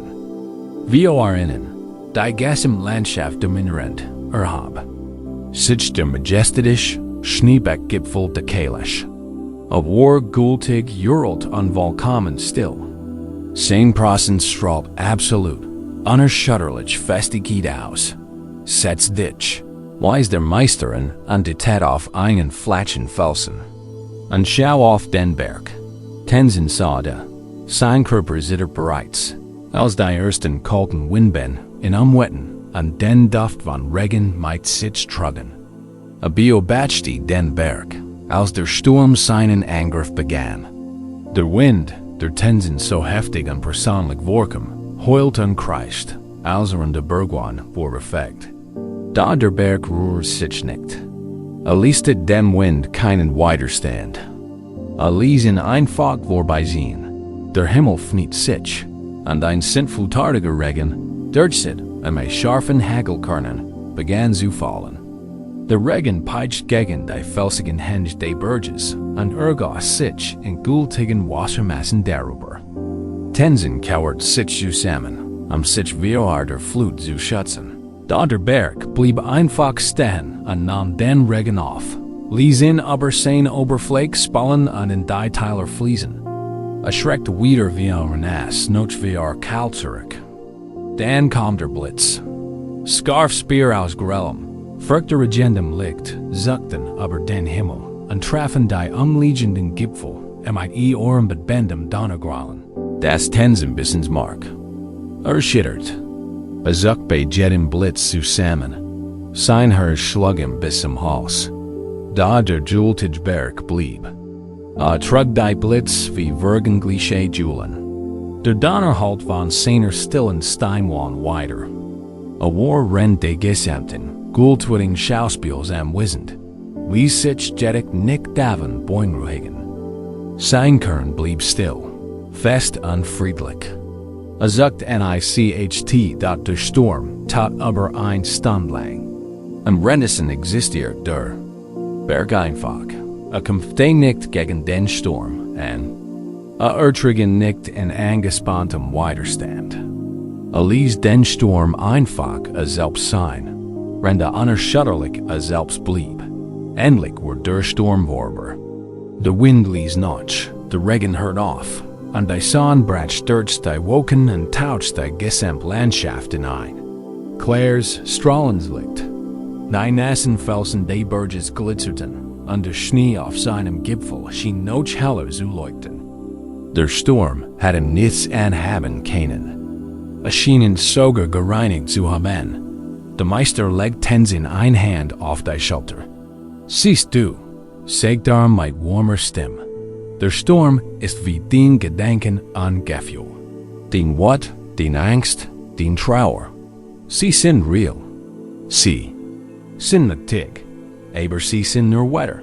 Sie sind nicht du. Du bist nicht der Sturm. Du bist der Berg. Heute Abend, wenn du higher liegst, lädt dich ein, dieser Berg zu werden. Du brauchst nicht zu streben oder zu kämpfen. Die Stabilität, dieser feste Boden, ist bereits in dir. Es ist dein Geburtsrecht. Wir werden einfach üben, uns daran zu erinnern und es zu verkörpern. Lenk deine Aufmerksamkeit auf deinen Körper. Spür das Gewicht deines Körpers, das auf der Oberfläche unter dir ruht. Spür die Berührungspunkt, den Fersen, den Bein, den Rücken, den Schultern, den Kopf. Erlaub dir mit jenem Atmen tiefer zu sinken, dich etwas schwerer. Zu fühlen an den Gewicht tiefer auf die Erde zu legen. Stell dir vor, du wirst ein großer, geröllter Berg. Dein Körper ist der Berg. Spür deinen festen Stand. Briet, schwer und fest, verbunden mit dem Ordinären. Stell dir vor, wie Wurzeln von dir aus tief in Erde und Fels wachsen und dich wahrenden und festhalten. Du bist absolut stabil. Du kannst nicht bewegt werden. Fühl den Wirbelsball als den starken, zentralen Gipfel des Berges, der Mahilos in den Himmel ragt. Sie ist aufrecht, würdevoll und stark, ohne Star zu sein. Wie ein Kopf ist der Schneebeck-Gipfel, der den weiten, offenen Himmel berührt und in Klarheit und still verweilt. Nimm dir einen Moment Zeit, dieses Gefühl, ein Berg zu sein. Zu verspüren. Spür den eigenen immens Festigkeit, den eigenen tief still, den eigenen zeitlos, jedwedig Prozess. Nun, wie der Berg, wirst du das Wetter erleben. Das Wetter ist den eigenen Innerwelt. Es ist keine Bedrohung. Es ist nur das vorübergehende Klima deines Geistes. Beginnen wir mit einer kleinen Wolke. denken ein klein Sorge, einen flüchtigen, ängstlichen Gedanken. Betracht sie als ein einzeln, bauschig wies Wolk, die aber den weiten blauen Himmel aber der sieht. Wie der Berg beobachtest du sie einfach. Du bemerkst der Form, Geschwindigkeit, Richtung. Sie schwet in den Buisten, und dann, while du dich nicht in sie klammerst, schwet sie davon, und elges sich wieder in der Wheat des Himmels auf. Du bleibst. Der Berg wird von keiner einzigen Wolke gestört. Lass das Wetter non umschlagen. Stell dir vor, ein Wind kommt auf. Es ist der Wind der Erinnerung. Ein Erinnerung in den Schmerz steht auf. Spüren wie einen Windstoß auf deiner Haut. Du spürst seine Temperatur, seinen Druck. Da du bist der Berg. Du spürst den Wind. Aber du bist nicht der Wind. Du wirst nicht umgedreht. Dein Inneres bleibt ruhig. Dein Wurzeln geben dir Halt.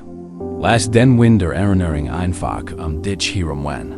Wohl wissend, dass irgendwann vorüberziehen wird.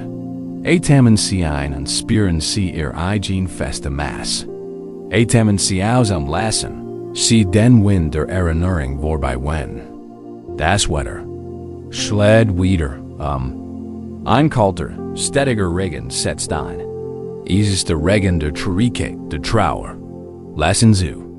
Es ist das Gefühl der Trauer, das dich überflutet. Wie der Berg weiterstehst du dem Regen nicht. Du lässt ihn dich berühren, aber den Oberfläche fließen. Mag sich kalt oder unangenehm anfühlen. Dass du weißt, dass dieser Regen ausreinet. Wuschert die Wälder an denen Hängen. Spiest die Fluss in denen Tälern. Du kannst die Traurigkeit ertragen, ohne darin zu ertrinken. Du bist der jultige, feste Berg, der den Regen der Trauer fallen lässt. Der Regen ist ein Besserer. Ist nicht den Identit. Stellen Sie sich schläglich wie ein Gewitter sieht auf. Es ist der Sturm ihres Zorns, ihrer Wut. Der Himmel verfinstert sich. In der Fern grollt der Donner alten Grolls. Und dann ein Blitz, ein scharfer, heiser, wuttender Gedanke oder ein Erinnerung. Leuchtet els für einen Moment aus seinem grellen, gleichenden Licht. Ist kraftvoll. Ist beängstigend. Das ist in der Berg. Sie sacken nicht zurück. Sie sind so gültig, so gierdet, dass die elektrische Blitze sicher von ihrer gültigen Masse absorbiert wird. Der Donner halt von ihrem stillen Gesicht weiter und wirkend. Sie können den Sturm einhammen. Sie sind größer als der Sturm. Sie können all diese immense Energie ausschalten, darin zerbrücken zu müssen. Bleib ein Weile hier. Du, der Berg, inmitten deines eigenen Wetters. Was auch immer auftaucht, Angst, Traurigkeit, Wut, Furcht, Bedauern, lass es. Das Wetter sein. Ein Wolk, ein Wind, ein Sturm. Den einzig Aufgabe ist es, auf dem Berg zu bleiben, verwurzelt zu bleiben, in deinem Innersten still zu bleiben, zu atmen. Lass das Wetter deiner inneren Welt vorüberziehen, ohne Gemmel zu vergessen, dass du nicht das Wetter bist. Du bist der jultige, still, unerschütterliche Berg, der den Raum für alles, beietet dat. Lass den Sturm nun Augenblick abklingen. Lass den Wind sich legen. Lass die Wolken sich teilen. Sieh, wie die Sonne deines eigenen Bewusstseins herabscheint und die Landschaft deines Herzens erleuchtet. Alles ist frisch, gereinigt vom Sturm, den du vorüberziehen ließest. Du bist noch da, fest, friedlich, unversert. Das ist Gleichmut. Das ist der Frieden, der den wahr nader ist. Ist immer der, unter dem turbulenten Wetter die Geists, ruht jetzt, wie der Berg ruht. Gierdet, stable, still, und tiefem Frieden. Das vielleicht erschwinzt die deren, einen tiefen Schmerz zu ertragen, ist das Chaos, das im Kopf verursacht. Wenn wir versichern, uns ausruhen, wenn die Ebelenken de Tags endlich verschwinden, kann der Geist zu einem lauten, geckelten Ort werden. A Wort zu einem Labyrinth resender Gedanken, einem chaotischen Theater, in dem die schimmersaften Schienen der Vergangenheit in einer endlos Life abgespielt wurden. Die was war wenn da neue Fragen jagen sich. In hektischen Krisen, die scharfen Wort der Person, die dich verletzt hat, hallen in der Still weiter. Du analysierst dies Detail, suchst nach Hinweisen, die du vielleicht übersehen hast, spielst Argumente durch, die du nie haben wirst, und versichst, das unlösbare Rätsel der Handlungen eines anderen zu lassen. Das ist mentale Chaos ist der. Find der Ruhe unter Dieb des Schlafs. Dieser zut einen Zustand höchster Angst, aber flutet den Krummen mit Stresshormonen und macht wahren Spanning am Glitch. Man fühlt sich verloren, hilflos, mitgerissen von einem unerbittlichen Inneren. Strom aus Gedanken und Gefühlen. Man sendet sich nach einem Schalter, es auszuschalten, nach einem ruhigen Raum, in den man sich zurückziehen kann. Der Durlum kommt von drinnen. In diesen Momenten kann sich Ruhe wie ein grausamer Witz anfühlen, an die Vorstellung einer erholsamen Nachtruhe erscheint wie ein unglücklicher Traum. Man fühlt sich gefangen im Gefängnis des eigenen Geistes und weiß nicht, wo man den Schlüssel finden soll. Da was war, wenn der Schlüssel nicht darin liegt, dem Gefängnis zu entkommen, sondern darin, einen Zufluchtsort zu finden? Was war, wenn es mitten im Chaos einen ruhigen, sicheren Ort gibt, der jederzeit für sie erreichbar ist? Buddha bat eine Praxis, die so einfach, so tiefgreifend und so absolut zuverlässig ist, dass sie als ultimative Zuflucht bezeichnet wurde. Es ist die Praxis von Anapanasati, was einfach Achtsamkeit auf die Atmung bedeutet. Es ist die Kunst, unsere Zerstrut ängstliche Aufmerksamkeit wieder auf das zu lenken, was uns vom Moment unserer Geburt bis zu unserem Tod immer begleitet. Den Rhythmus unseres eigenen Atems. Den Atem ist dein ständigster und treuster Begleiter. Verlangt nichts von dir. Ist immer da, im Hintergrund und erholt dein Leben. Ist der Anker im gegenwärtigen Moment. Den Gedanken können in die Schmerze Vergangenheit oder die Sorgen will Zukunft reißen. Da den Atem ist immer nur higher und jetzt. Den Aufmerksamkeit wieder auf den Atem zu richten, heißt nach Haus zu kommen. Es bedeutet, aus dem lauten Labyrinth der Gedanken herauszutreten und in die still, einfach Physisrealität der Gegenwart einzutreten. Es bedeutet, den Zufluchtsort zu finden, den der niemand jemals nehmen kann. Lassen Sie sich von dieser Geschichte eins Zufluchtsorts in einem höchst unwahrscheinlichen Ort tief ins Herz schlägen. Es war einmal eine Frau namens Alina, deren Land vom Krieg verwüstet wurde. An einem einzigen Tag verlor sie alles, was sie je gegessen hat, ihr Zuhause, ihr Dorf, ihr Familie.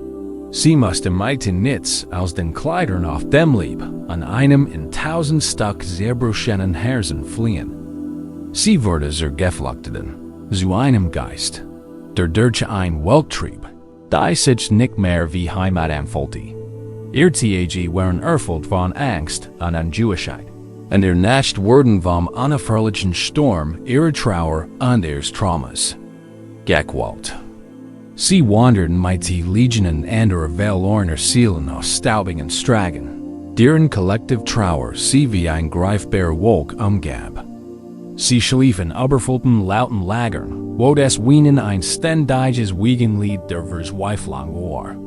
Sie versteckt sich in dunklen, kalten Hallen und lauscht den Gurguschen einer feindlichen Welt draugen. In all diesem Chaos ließ ihr Geist ihr keine Ruhe. Die Bilder des Verletzten spielten sich immer wieder ab. Die Angst war einständig, sich windend schlang in ihrem Bauch. Eines Nachts, Zusammen die Kart in der Eck einer überfüllten, stinkenden Scheune. Folgt sie, dass sie nicht mehr konnt. Der Lärm ihrer eigenen Gedanken war schrecklicher. Als was sie je erlebt hat. Sie hat das Gefühl, in ihren eigenen Gedanken zu ertrinken. In einem Moment purer, verzweifelter Kapitulation hört sie auf zu kämpfen. Sie hört auf, nach einem Ausweg aus ihrem Schmerz zu suchen. Sie ließ ihre Aufmerksamkeit einfach in ihren Körper sinken und bemerkt zum ersten Mal ihren Atem. Sie spürt die kühle Luft in ihrer Nase. Sie spürt das Licht, rhythmisch Heben ihrer Brust. Sie spürt die sanfte Spannung, als die Luft ihren Körper verlieh. Ein und aus, ein und aus. Es war so einfach, so still. Es war ein Rhythmus, völlig losgelöst von dem Chaos in ihrem Kopf und dem Chaos in der Scheune sie herum. Es war ihr eigener. Niemand hat den Atem. Robin kennen. Der Krieg hat ihn nicht berührt. Ihr Trauer hat ihn nicht aufgehalten. Es war ein beständiger, truer Lebensrhythmus, der genau hier in ihr stattfand. Sie begann, in mit ihrer Aufmerksamkeit zu folgen. Wenn ein schreckliche Erinnerung auftaucht, nahm sie sanft wahr und lenkte ihre Aufmerksamkeit dann zurück. Auf das einfach Gefühl der Luft, die in ihr Nase eindrang. Wenn ein Well der Verzweiflung sie bekam, spürt sie und richtet ihre Aufmerksamkeit dann wieder auf das sanft Senken ihrer Brust beim Atmen. Der Atem wurde zu ihrem Anker im Sturm, aber der einzige Halt in ihrer wirbelnden, sehr bruschenen Welt. Sie erkennt, dass ihr Atem ihr einziges Zuhause war, der einzige Zufluchtsort, der immer bei ihr war. Auf der einsamen Straße konnte sie gern an ihren Atem spüren. Im überfüllten Lager konnte sie sich hinlegen an ihren Atem spüren. In der dunklen Halle konnte sie sitzen an ihren Atem spüren. Dabei ignoriert sie ihren Schmerz nicht. Sie baute sich mitten in ein sicherer Insel, einen Ort, an dem sie ausruhen und Kraft sammeln konnte. Der Lärm in ihrem Kopf hört nicht auf, nichts sofort. Da sie hat entdeckt, dass sie nicht im Lärm leben musste. Sie kann im stillen Schutzraum ihres Atems leben und den Lärm aus der Ferne geschehen lassen. Sie haben jetzt Zugang zu diesem Zufluchtsort. Wenn sie hier liegen, gefangen im Strom ihrer eigenen Gedanken und Gefühle, können sie sich entscheiden, nach Haus zu kommen. Beginnen wir damit, einfach den Atem zu finden. Ohne zu werden oder zu kontrollieren. Nimm einfach wahr. Wo in deinem Körper spürst du die Empfindungen des Atems am deutlichsten? Wie leicht spürst du die Kühlluft, die beim Einatmen über den Oberlip streicht, und die warme Luft beim Ausatmen?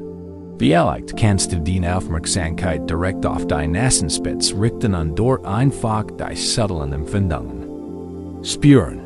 Oder wie leicht spürst du den Atem in deiner Brust?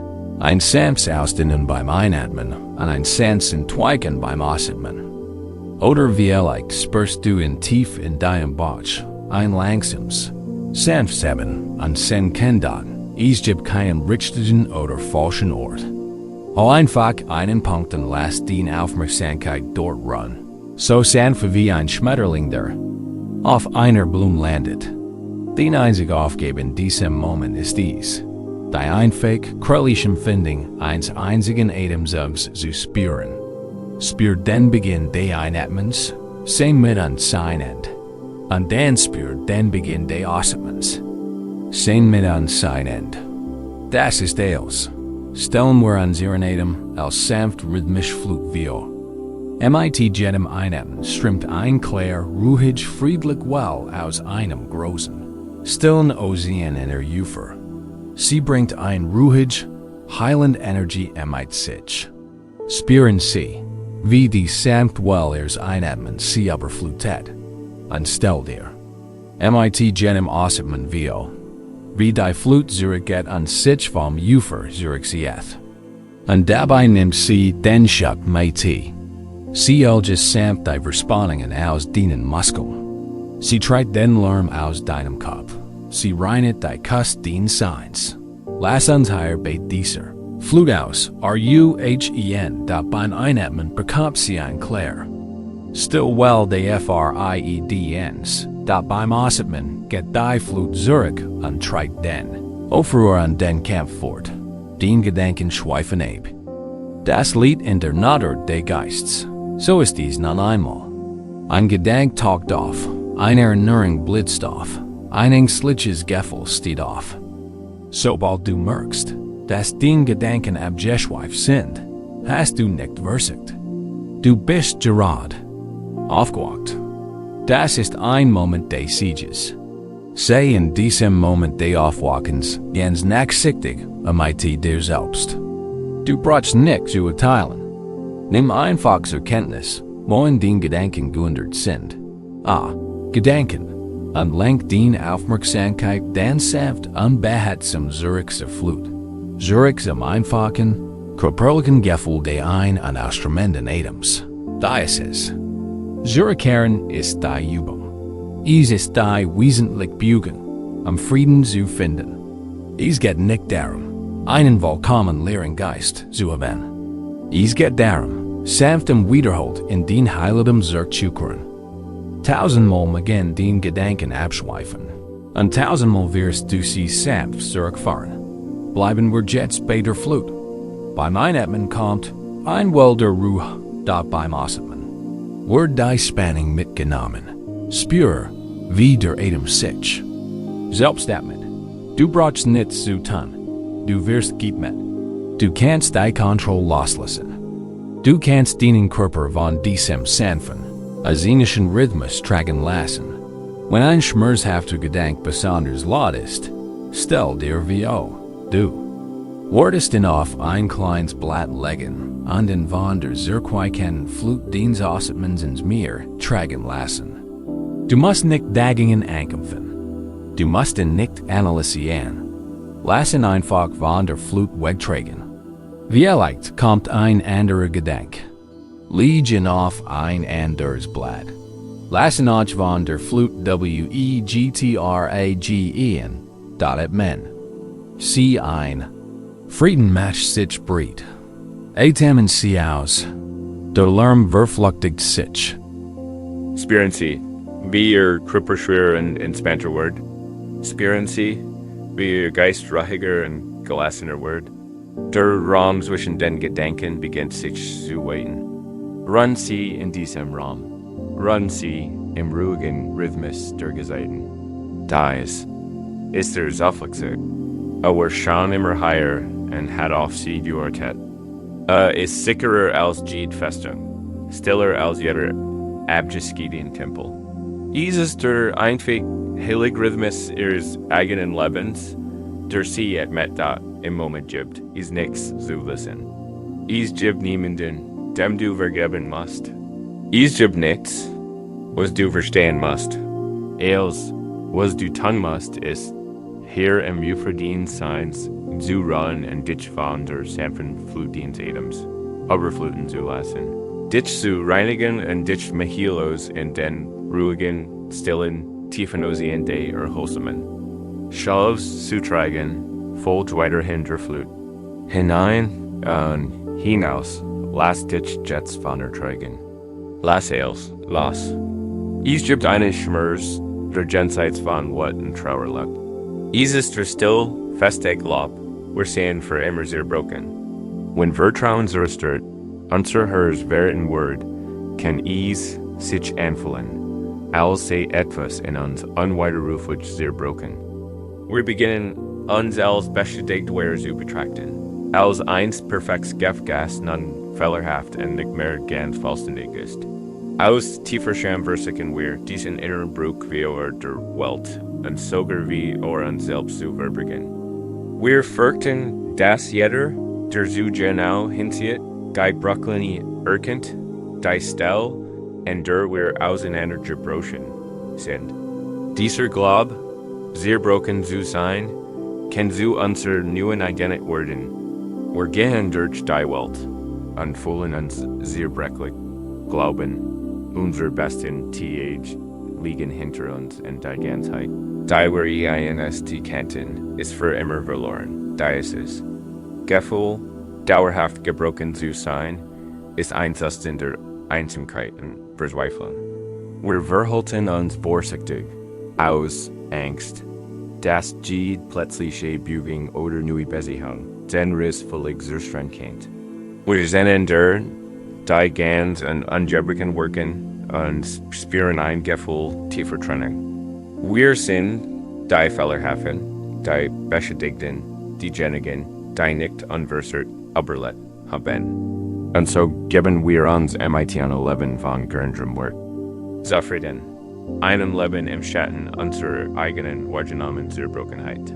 Doch was, wenn dieses Verständnis von Zerbrochenheit grundlegend falsch ist, was, wenn die Riss nicht das Ende unserer Schirkenheit sind, sondern der Anfang unserer wahren und tiefsten Großartigkeit. Die Weisheitstradition der Ostens, insbesondere in Japan, kennen eine Kunstform namens Kintsugi, was Might told verbinden bedeutet, wenn ein Wortwil Kehrmichel Zierbrick, werfen die Kintsugi-Meister sie nicht weg. Sie versichern auch nicht, sie nahtlos wieder zusammenzukommen, Genschaden zu verbergen. Stattdessen setzen sie die Zierbrochen stark sorgfältig. MIT speziellen Lack zusammen, der MIT Gold, Silber oder Plattenpulver vermischt ist. Dadurch wurden die Riss nicht verborgen. Sie wurden beleuchtet und in wunderschön, schimmernd goldenen verwandelt.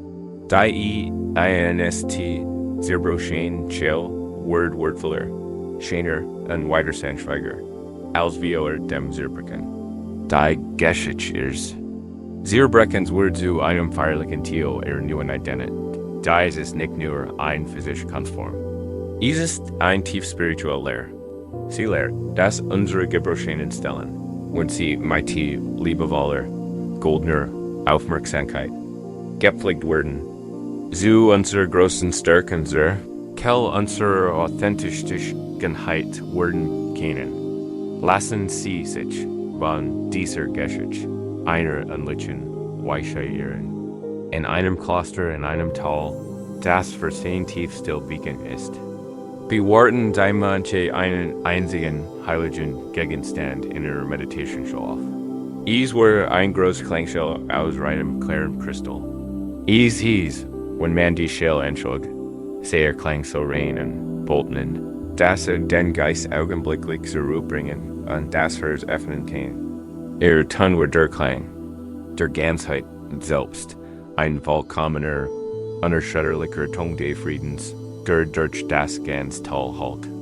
Die Mönche schätzten sie wie einen kostbarsten Schatz da in einem strengen Winter bildet sich aufgrund der extremen Kälte ein kleiner, fast unsichtbarer Spannungsriss im Kristall.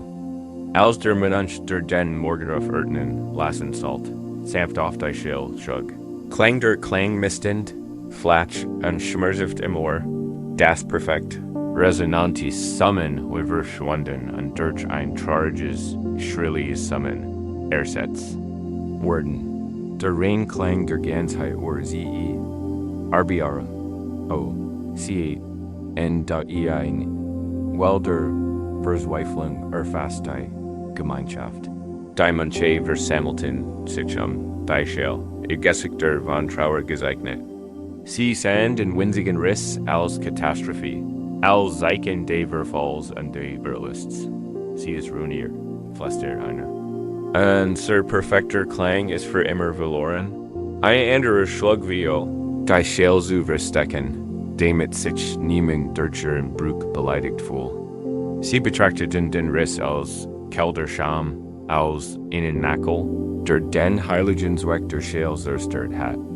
Da der Abt des Klosters, ein weißer alter Zen-Meister, tielt ihre Verzweiflung nicht.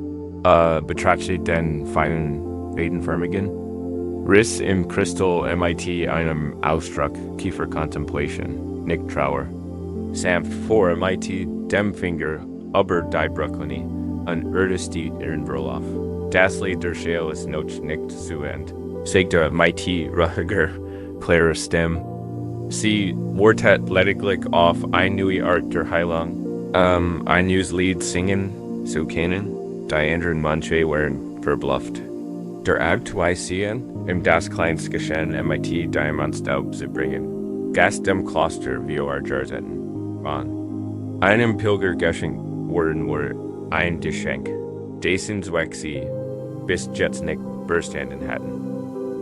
Bat audem ein klein Mensch klärs. Starks Harz aus Kiefer NHA dot. In der Stillseher Workstat vermalt der Abt den Diamantstab.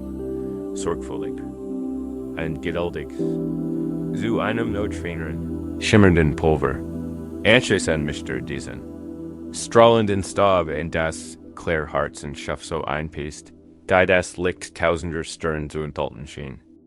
Schaff keinen Klebstoff, den Riss zu verbergen. Schaff einen Lieutenant Balsam, in Alien in dat MIT, der unerschütterlichen Aufmerksamkeit, eins Meisterkalligraphen, begann der Abt, den winzigen Riss MIT Mentors zu fallen. Beeilt sich nicht. Arbeitet MIT erforscht und behandelt. Den Brug nicht als Makel, sondern als Heiliges Gebot. Das Isu Gold. Zeig nicht den Verlauf de Bruksnotch und Fulton vollständig MITsem Fluss auslegt. Also fertig war, Leser Deichel 3T E.G. Lang in der San, RUHEN. Dritten Tag, Rief die Manche Zurück in deine Meditation schul. Deichel stand auf ihrem Seitenkissen und wo der Slitch schrill Riss gewesen war nun ein fein schimmernder, der Gaslicht einfing an MIT-nerem Fjord von Kelt. Sah aus, als war ein winzig Constellation, ein gefrorener Blitz, im Crystal ein G, in der Abnan Schugel in die Hand. Still, Erfurt legt sich über den Raum, Sapschlager Deichel und der Klang, der Endstand, ließ jeden Mensch nach Luft schnappen. Were nicht der so klein wie Zuver, war tiefer, reicher und hat einen komplexen, schimmernden Oberton, den vorher nie gegeben hat. Der einzelne Reintang der Ganzheit hat sich in einen Acker tiefer Widerstand verwandelt. Der Klang war schöner, herzereiender, lebendiger als Zuver. War der Klang von etwas sehr Bescheuertem, das zu etwas noch größerem gehalten worden war. Der Diamantenjilt. Riss reparierte die Schell nicht nur, verlieh einen neuen, resonantieren Klang. Sagt der Abt, zu seinen Erstaunlichen. Durch den Riss drängt nun das Licht ein, und aus dem verheilten Riss entsteht das neue Lied. Jetzt, da du hier liegst, lade ich dich ein, dich selbst als dieses kostbar Gift zu betrachten. Du bist dies Kristallschell. Spür deinen eigenen inneren Wort, den eigenen ursprüngliches, klangvolles Lied der Ganzheit, lenkt deine Aufmerksamkeit auf deinen Körper. Spür die Lebenskraft in dir. Lass für einen Moment die Geschichte deiner Zerbrochenheit los und spür einfach das Wunder deines eigenen Seins. Nun möchte ich dich mit viel Zärtlichkeit und Mut bitten, einen Riss in dir zu finden. Ist die Wund, die der ehrlichen Schmerz hinterlassen hat.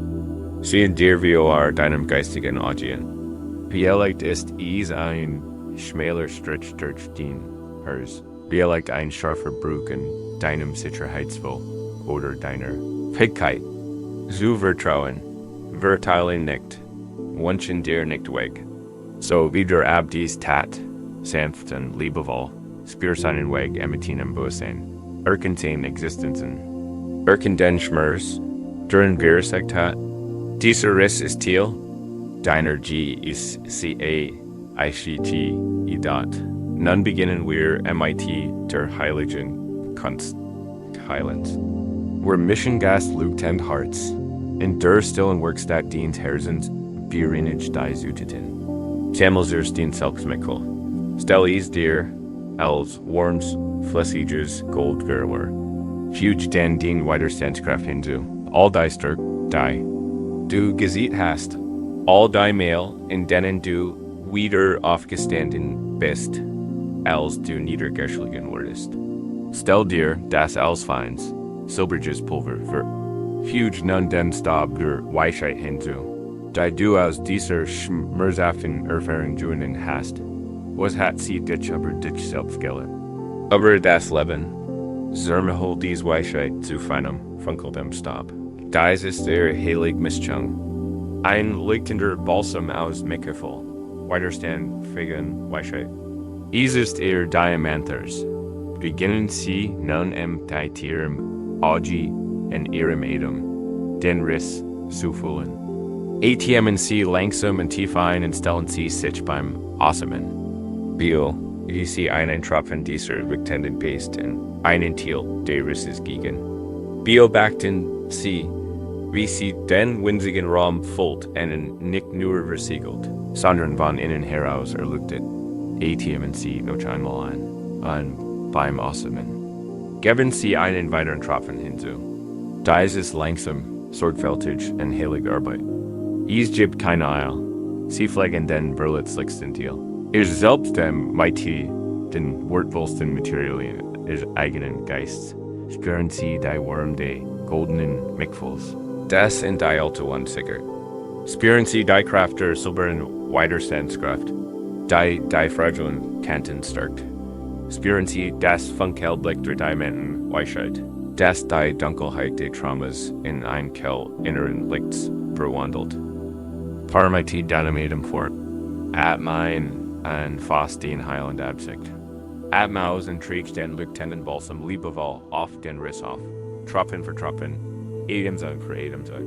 Sie, wie sich der Gesamtbrug MIT-Sem sanften, Funkelben, lichtvoll. Die Linie den Schmerzes verwandelt sich in ein not inneren Strahlens. Sie wird zu einem Fluss ausstern in dir. Sie lasken die One nicht. Sie würdigen sie. Sie transformieren sie. Sie verwandeln den Beweis ihres tiefsten Schmerzes in die Kell. Ihre tiefsten Schönheit und Stärke, royal bei diesem Bild.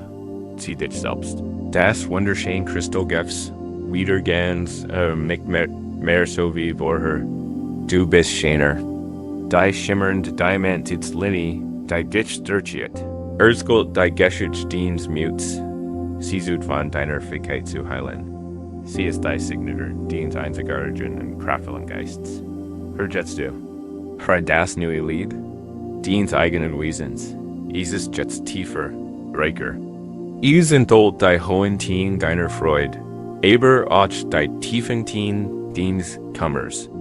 Es ist das Lied eines Herzens, das aufgebrochen worden und sich entschieden hat, MIT zu heilen. Es ist ein Lied der Mitgefühls, der Weisheit, einer Schönheit, die nicht perfekt, aber von exquisiter, authentischer Ganzheit ist, Ruhe jetzt. Ruhe wie dies ist kostbar, Erleuchtet Gefk.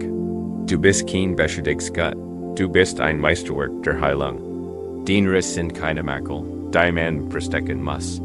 Sie sind die wunderschönen, schimmernden Adern, durch die den Groß. Liegt nun für alle Welt sichtbar Leuchtet. Ruhe in dieser Wahrheit. Ruhe in deiner verwandelten, strahlenden und unzerbrechlichen Ganzheit. Unstable, den Menschen in der Strebung zu sein und aus einer Position der Stärke und Klarheit heraus Hilfe hinzubieten. Es ist das Verständnis, das man niemanden retten kann, wenn man sein eigenes Wohl opfert. Wars Mitgefühl erfordert Weisheit, Wheat und Gesundgrenzen. Es erfordert, ein mitfühlender Zug zu werden.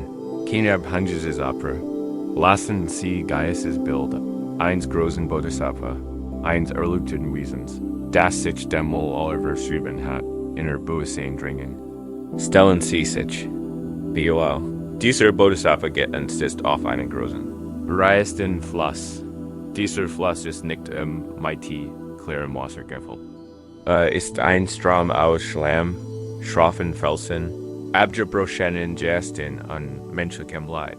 Es ist ein Fluss der Verwirrung, des Orns, der Gier und der tiefen Unwissenheit. Die Strömung ist guttattig und unberechenbar.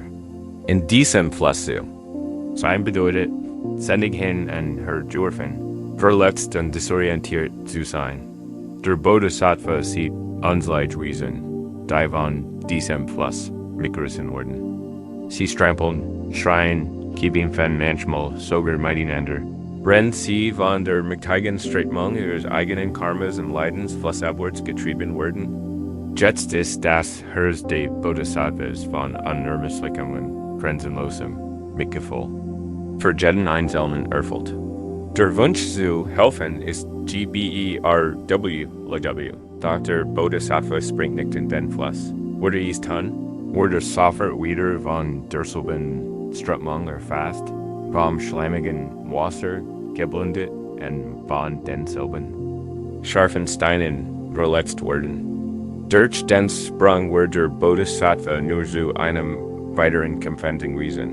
Unfähig, jemandem zu helfen, und wird das Chaos nur noch vergrößern. Stattdessen findet der Bodhisattva einen festen, friedlichen Platz am Flussufer. Dieser Ort ist grün und ruhig. Der Boden ist fest und stabil. Von hier aus kann der Bodhisattva den gesamten Fluss klar überblicken.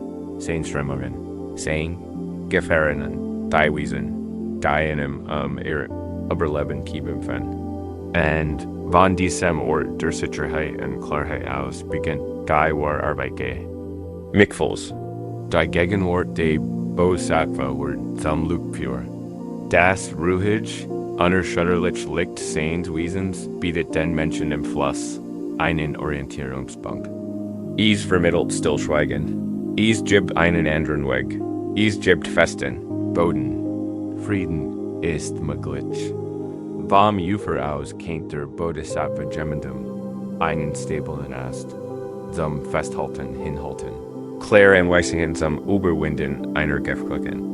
Wasserstell geben oder einfach einem Herzen voller Liebe, die selbst ein kraftvoll heilend Energie in sich trägt, zu Kämpfs werden. Das Mitgefühl ist immens, da die Weisheit wie deren am Ufer zu bleiben. Die Hilfe ist gerade deshalb wirksam, weil der Bodhisattva nicht mitgerissen wird. Zu lang warst du mighty der Person, die dich verletzt hat, in diesem reichsten Fluss. Den Lohnen haben dich hin an her geworfen. Den Taten haben dich verletzt. Und das Trübwasser ihrer Verwirrung hat dich geblendet. Jesus sagt, dir selbst liebevoll die Erlaubnis, du geben und Ufer zu schwimmen. Jesus den eigenen festen Boden unter den Füßen, die in da ich leid sie jetzt. In der Sicherheit dieses Augenblicks ein genau Gas zu tun. Denken Sie an die Person, deren Schmerz Sie mighty rumtragen? Stellen Sie sich vor Sie.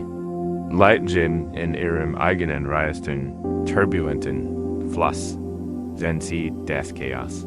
Die Verwirrung, den Schmerz, der Sie antriebt, Geist ist der Fluss des Leidens. Es ist Ihre, nicht Ihre. Spüren Sie jetzt, wo Sie in diesem Fluss waren. Spüren Sie die Ursprung in Ihren Muskeln, vom ständigen Ankämpfen gegen die Strömung. Spüren Sie die Kalten in Ihren Nacken vom kalten, schleimigen Wasser. Spüren Sie die Wunden in Ihrem Herzen, weil Sie gegen die Felsen Ihres Verhaltens geschleudert wurden. Erkennen Sie, wie müde Sie sind. Erkennen Sie, dass Sie hier drinnen nicht länger überleben können. Im tiefer Selbstliebe möchtest, dass du dich entschiedest, den Fluss zu verlassen. Stell dir vor, wie du dich von der Person in der Mitte wendest und zum Ufer schwimmst. Es mag dir Anfang schwerfallen. Gewohnheit und schuldvoll sehen dich wie MIT. Vielleicht hörst du eine Stimme, die sagt, du kannst sie nicht verlassen. Nimm die Stimme einfach zur Kenntnis und schwimm weiter. Den Überleben steht an erster Stelle. Den Frieden ist den Priorität. Spüren Sie, wie Ihr Fühl den weichen Schlamm des Flussbetts berühren. Und dann spüren Sie, wie Sie Ihren Kraus dem Wasser sehen. Sie sind unbeholfen, Sie treffen, Sie sind erschöpft, aber Sie sind draugen. Gehen Sie ein paar Schritt vom Ufer weg und setzen Sie sich ein schönes Preisboxensplätzchen zum Hinlegen. Spüren Sie die immense Erleichterung der festen Bodens unter Ihnen. Spüren Sie die Wärme der Sonne auf Ihrer Haut, der See. Trocknet. Spüren Sie die sanfte Brise. Sie sind sicher. Sie sind mufer admen sie tief ein. Atmen Sie die Sauberluft ihrer eigenen Zuschnitt ein. Atmen Sie aus und lassen Sie die letzten Rester kalte Flusses los, atmen Sie das Gefühl der Sicherheit ein. Atmen Sie das Gefühl der Erschöpfung aus. Nachdem Sie sich ausgeruht haben, ladet Sie ein, sich aufzusetzen. Sie sind der Bodhisattva. Sie sind der Mitgefühl Zuge. Von diesem Ort der Stärken stabilet im Flussufer aus Mückstich. Dass Sie Ihren Blick wieder auf den Fluss richten, schauen Sie sich die Person an, die immer noch in der Strömung gefangen ist. Sie sind jetzt in sicherer Entfernung. Sie können Sie deutlich sehen, vielleicht deutlicher als die Zuhörer. Sie sind nicht in Ihren Kampf verstrickt. Also können Sie ihn als das erkennen, was ist. Sie können Ihre Angst sehen. Sie können Ihren Schmerz sehen. Sie können sehen, wie genau die Dinge, die Sie tun, sich aber Wasser zu halten. Oft. Die Dinge sind, die Sie in der Strömung gefangen halten. Aus dieser sicheren Distanz heraus kann den Herz weicher werden. Du wirst nicht mehr direkt von innen verletzt, daher kann das Bedürfnis noch wegfallen. Ein neues, großzügiges Gefühl kann entstehen. Das ist Coronadas ist Dieses Mitgefühl, und du sie beobachtest. Wünschen im Stillen alles gut. Flüstern von Herzen zu. Ich sehe dein Leid. Ich wünsch dir, dass du von deinem Schmerz befreit wirst. Ich wünsch dir, dass du deinen eigenen Weg zum Ufer findest. Spür, wie anders sich das anfühlt, als im Fluss zu sein. Du nimmst den Schmerz nicht auf dich. Du nimmst ihn aus liebevoller Distanz wahr. Du wirst nicht. Sie zu heilen. Du wünschst ihnen die Kraft, sich selbst zu heilen. Du bist nicht für sie verantwortlich. Du bist dafür verantwortlich, dich im Ufer den eigenen Wohlbefinden zu kümmern. Lass den Mitgefühl wie Gaslichter sein. Die Sonnenschein auf den ganzen Fluss, auf die sauberen und die schlimmigen Teil anzuurteilen. Sie bietet allen Wiesen ihr Wurm an ihr Licht, ohne Emitinen ins Wasser springen zu müssen. Den Mitgefühl ins Herz kann das tun. Ich kann das Licht ins guten Willens auf diese Person scheinen lassen, ohne dass du deinen eigenen Frieden opfern musst. Bleiben Sie einmal hier am Ufer, spüren Sie, wie Sie mit jedem Atemzug girder und fester werden. Spüren Sie, wie Ihre eigene Energie, die Fluss in den Enzigen hat, langsam zu Ihnen zurückkehrt. Sie erfüllt Sie von den Fluid diesem Scheitel. Das ist Ihre Lebenskraft. Sie gehört Ihnen. Sie ist da, Sie zu heilen und zu nebrennen. Wenn du den alten Drang spürst, zurück in den Fluss zu springen, die alte Gewohnheit von Schuld oder Verantwortung, dann nimm sie einfach wahr. Sieh sie als einen kleinen Strudel im Wasser, der versiegt dich zurückzuschlucken. Und dann sanft, aber bestimmt, lenkt die Aufmerksamkeit zurück auf das Gefühl des festen Bodens unter dir. Lenkt die Aufmerksamkeit zurück auf deinen eigenen Atem, auf die Wurm der Sonne auf deiner Haut. Du kannst dich entscheiden, im Ufer zu bleiben. Diese Entscheidung, immer wieder getroffen, ist der Weg in die Freiheit. Ein mitfühlender Zuge zu sein, ist ein tiefer Ecke der Liebe zu sich selbst. Zu ändern? Man liebt sich selbstständig, aus dem Fluss zu stiegen. Und man liebt andere ständig, sie so zu sehen, wie sie sind, als Wiesen, das mit seinem eigenen Leidkampf. Und aus sicherer Entfernung Frieden zu wünschen. Ruh dich jetzt in diesem warmen, friedlichen Flussufer aus. Du ertrinkst nicht mehr. Du bist ein Lugführer, ein Skulder stark. Dein größtes Geschenk an die Welt, und dein wichtigste Heilkraft ist es, deinen Frieden zu bewahren. Auf festem Boden zu bleiben, Ruhe in dieser Stärke. Ruhe in dieser Klarheit. Ruhe in der stillen, weiten Wurmdienst mitfühlenden Herzens. Menschen mit einem sanften, Einfühlsamen Herzen tragen oft ein besonder und schwer Last. Gen schmer sind anderen Menschen. Wenn uns jemand verletzt, besonders jemand, den wir einst geliebt oder dem wir vertraut haben, kann unser Mitgefühl zu einer Quelle tiefen Leidens werden. Wir nehmen ihren Aufruhr, ihr What, ihr Scham oder ihr Dysfunction auf, als Remies, unsere eigenen.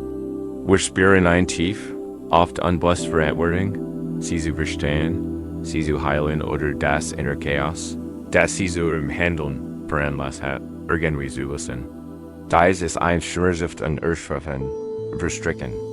Dies ist, als wir man in einen Ertrinken gecket. Sein Kampf wird zu deinem Kampf, und sein Chaos zu dich meiti sich. Dies ist Muster entspringt einer wunderbaren Eigenschaft, ihrer Fähigkeit zur Empathie. Entwickelt sich aber zu einer verserten und selbstzerstörerischen Form des Mitleids.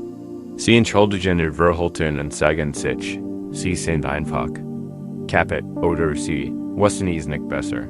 Sie verbringen Unleidstunden damit. Ihr Motiv zu psychoanalysieren, interübersuchen, dass ihr eigener Schmerzen ergeht, wenn sie nur die Kelch verstehen, dabei nehmen. Sie Dunkelheit auf sich. Ihr Schirm wird zum Wetter in ihrem Kopf. Sie tragen nicht nur die Last ihrer eigenen Wand, sondern die ihrer gesamten inneren Welt. Das ist ein erdrückende Last, die ihre Energie aufsetzt. Ihren Geist trübt und ihre eigene Heilung unglitsch. Matcht. Sie können ihre eigenen Wunden nicht heilen, wenn sie damit beschäftigt sind, die Person zu tragen, die sie verletzt hat. Der buddhistische Weg bietet hier eine wichtige Unterscheidung. Eine Lehre, die sie aus diesem empathischen Gefängnis befreien kann. Dies ist die Unterscheidung zwischen weißem Mitgefühl, wie kann ausgeruhen, und was manchmal als idiotisches Mitgefühl oder Empathie nachgesegnet wird. Idiotisches Mitgefühl ist, wenn wir in einen reißenden Fluss springen, jemanden zu retten, ohne selbst schwimmen zu können. Wir werden von einem panischen, chaotischen Wunsch zu helfen getrieben, und das Ergebnis ist, dass wir beide ertrinken. Dieses Mitgefühl oder Kehren ist anders. Dies ist die Fähigkeit, fest am Flussufer zu stehen, verwurzelt. Worten ist ein besonderer Art der Erschwung. Wenn wir tief verletzt werden, kann ein Teil von uns in der Zeit erstarren und auf etwas warten, das vielleicht nie kommt. Wir warten auf einen Schuldigen. Wir warten darauf, dass der Mensch, der uns verletzt hat, seinen Fehler erkennt, Ruhe empfindet und zurückkommt und das wieder in Ordnung bringt, was kaputt gemacht hat. Wir bauen uns einen kleinen, dunklen Raum in uns. Ein Gefängnis der Groß. Sitzen darin und ruddeln und ditterstubben. Unser eigenen What? Unser Blick ist nachschauen gerichtet. Auf denjenigen, der den Schlüssel heilt. Denjenigen, dessen Wort oder Taten uns, unsere Meinung noch nur befreien. Keinen und dort in diesem Zustand zu leben bedeutet. Den Schlüssel zur eigenen Freiheit herzugeben. Dies bedeutet, den eigenen Frieden von den Handlungen eines anderen abhängig zu machen. Eins Menschen, der bereits bewiesen hat, dass ihm das wohl der anderen nicht im Herzen liegt. Dies Gefängnis ist kalt, sie ist einsam, und das sind los. Worten rot einem Kraft, rot einem die Lebenskraft und heilt einen in genau den Schmerz gefesselt. Dem man entfliehen muss. Man lebt nicht sein Leben. Man hängt in der Schwebe und wartet auf einen Wächter, der sich vielleicht nie wieder in einen erinnert. Die Gitterspie dieser Seele sind geschmiedet aus den eigenen Erinnerungen. Der berechtigten What, der in losen Analyse der begangenen Unrecks. Und je länger man sie anstarrt, desto fester und undurchdringlicher erscheinen sie, da Dio sie, die großen Meister der buddhistischen Weisheit, lehren eine Wahrheit, die dies ganz dynamisch auf den Kopf stellt. Sie lehrten, dass Freiheit niemals wann. Allen kommt, sie ist immer ausgleichlich einer Angelegenheit. Die matcht, das Gefängnis zu verlassen, liegt nicht beim Gefängniswärter. sie liet Zeit Jeher beim Gefangenen. Friedens nicht etwas, das man erholt, ist etwas, das man beansprucht. Und sobald man offert, von der Auenwelt Einwilderung zu fordern, anstatt in seine Aufmerksamkeit nach innen richtet, entdeckt man, dass die Tür zu seiner Seele nie verschlossen war. Lassen Sie sich dies einfach separabel bewusst werden. Ein Mann, so die Geschichte, wurde für ein Verbrechen, das nicht begangen hat, in einen Kerker geworfen. Sein Herz war erfüllt von einem brennenden Gefühl der Ungerechtigkeit, einem Mutenden, bitteren Groll gegen seinen Peiniger. Jarling besten sein Leben aus zwei Dingen. Durch die Gitterspie auf den steinernen Korridor Draugen zu starren und in der schweren Eisentür zu rütteln und den Kerkermeister Schrein zu bitten, ihn freizulassen. Ich bin unschuldig, rief MIT heißer Stimme. Ich habt kein Recht, mich hier festzuhalten. Lass mich raus. Verbrecht sein TAG damit in der winzigen Seele auf und AB zu gehen, die ungerechtigen Gedanken immer wieder zu durchdenken, rasch Fantasien zu entwickeln, sein ganzes Wesen auf die Gitterspie und die Verschlossenheit konzentriert. Sie waren die absolute Realität seiner Existenz. Seine Freiheit glott lag auf der anderen Seite dieser Tür, und nur der Gefängnis war bestes den Schlüssel. Seine Führer wurden zum Mittelpunkt seines Universums. Im Match darin war eine umschräge Attitude wurde in diesem Gefängnis alt. Sein Haar wurde weiß, sein Körper gebrechlich, das was blieb so heiß wie NG. Das Klappern der Gitterspie war das erste Gurgusch seines Morgens und das letzte Gurgusch seiner Nacht. Wanted wieder seinen Blick nach seine Aufmerksamkeit von der Tür dem Symbol seiner Gefangenschaft.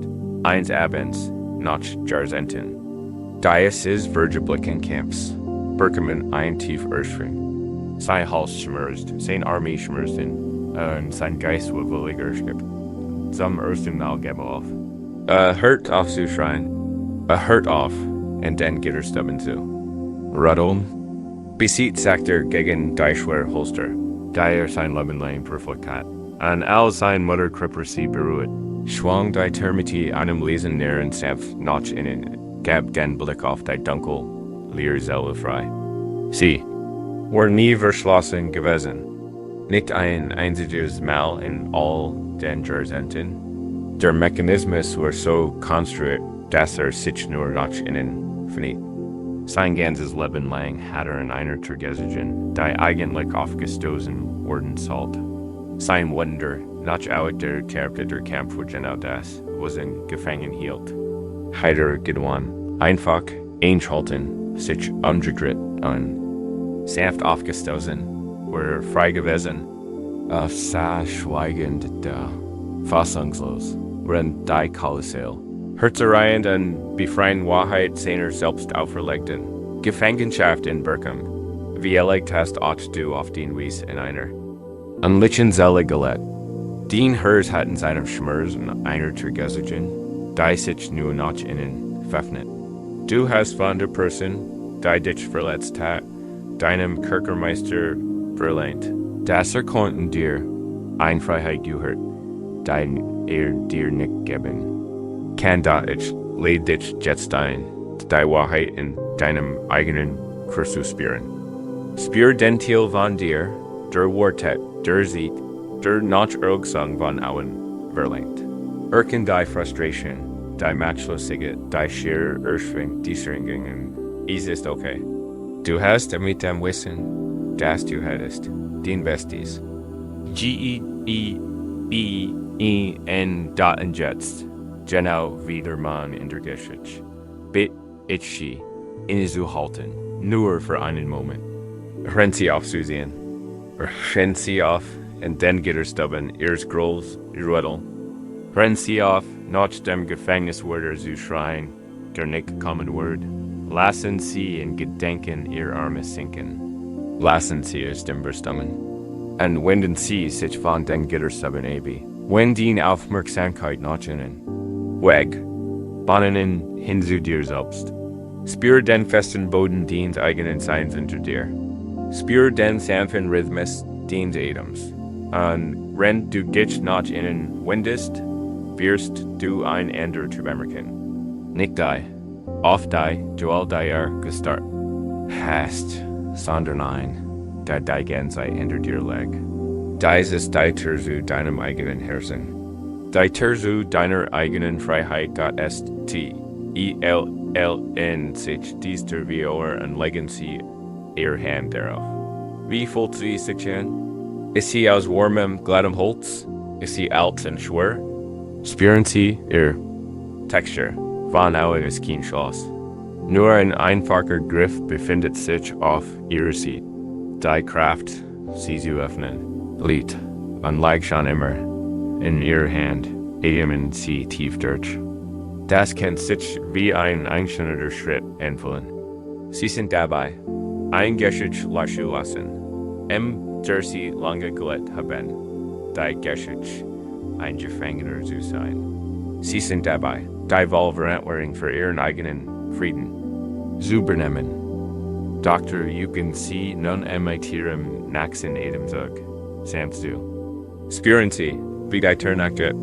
Fühlen Sie, wie sie lautlos nach innen schwingt, hinein in den weiten, stillen und leuchtenden Raum ihres inneren Heiligtums.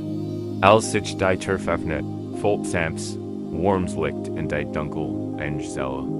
Ihres Groß, ein Samp frisch Preis beginnt zu wehen und vertritt die abgestandene Luft ihres Jürgers.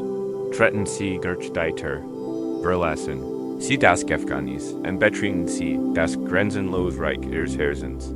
Spüren sie das unmittelbare Gefühl der Befreiung, der Wut, die Wund der Seele lösen sich auf. Die Gitterspie verschmelzen mit. Sie stehen an einem Ort unendlichen Friedens, einem Ort, der schon immer higher. In innen war, dat DIESERAK die Öffnens der Tür nach innen ist die Essenz der Vergebung. Vergebung bedeutet nicht, das zu dulden, was der andere getan hat.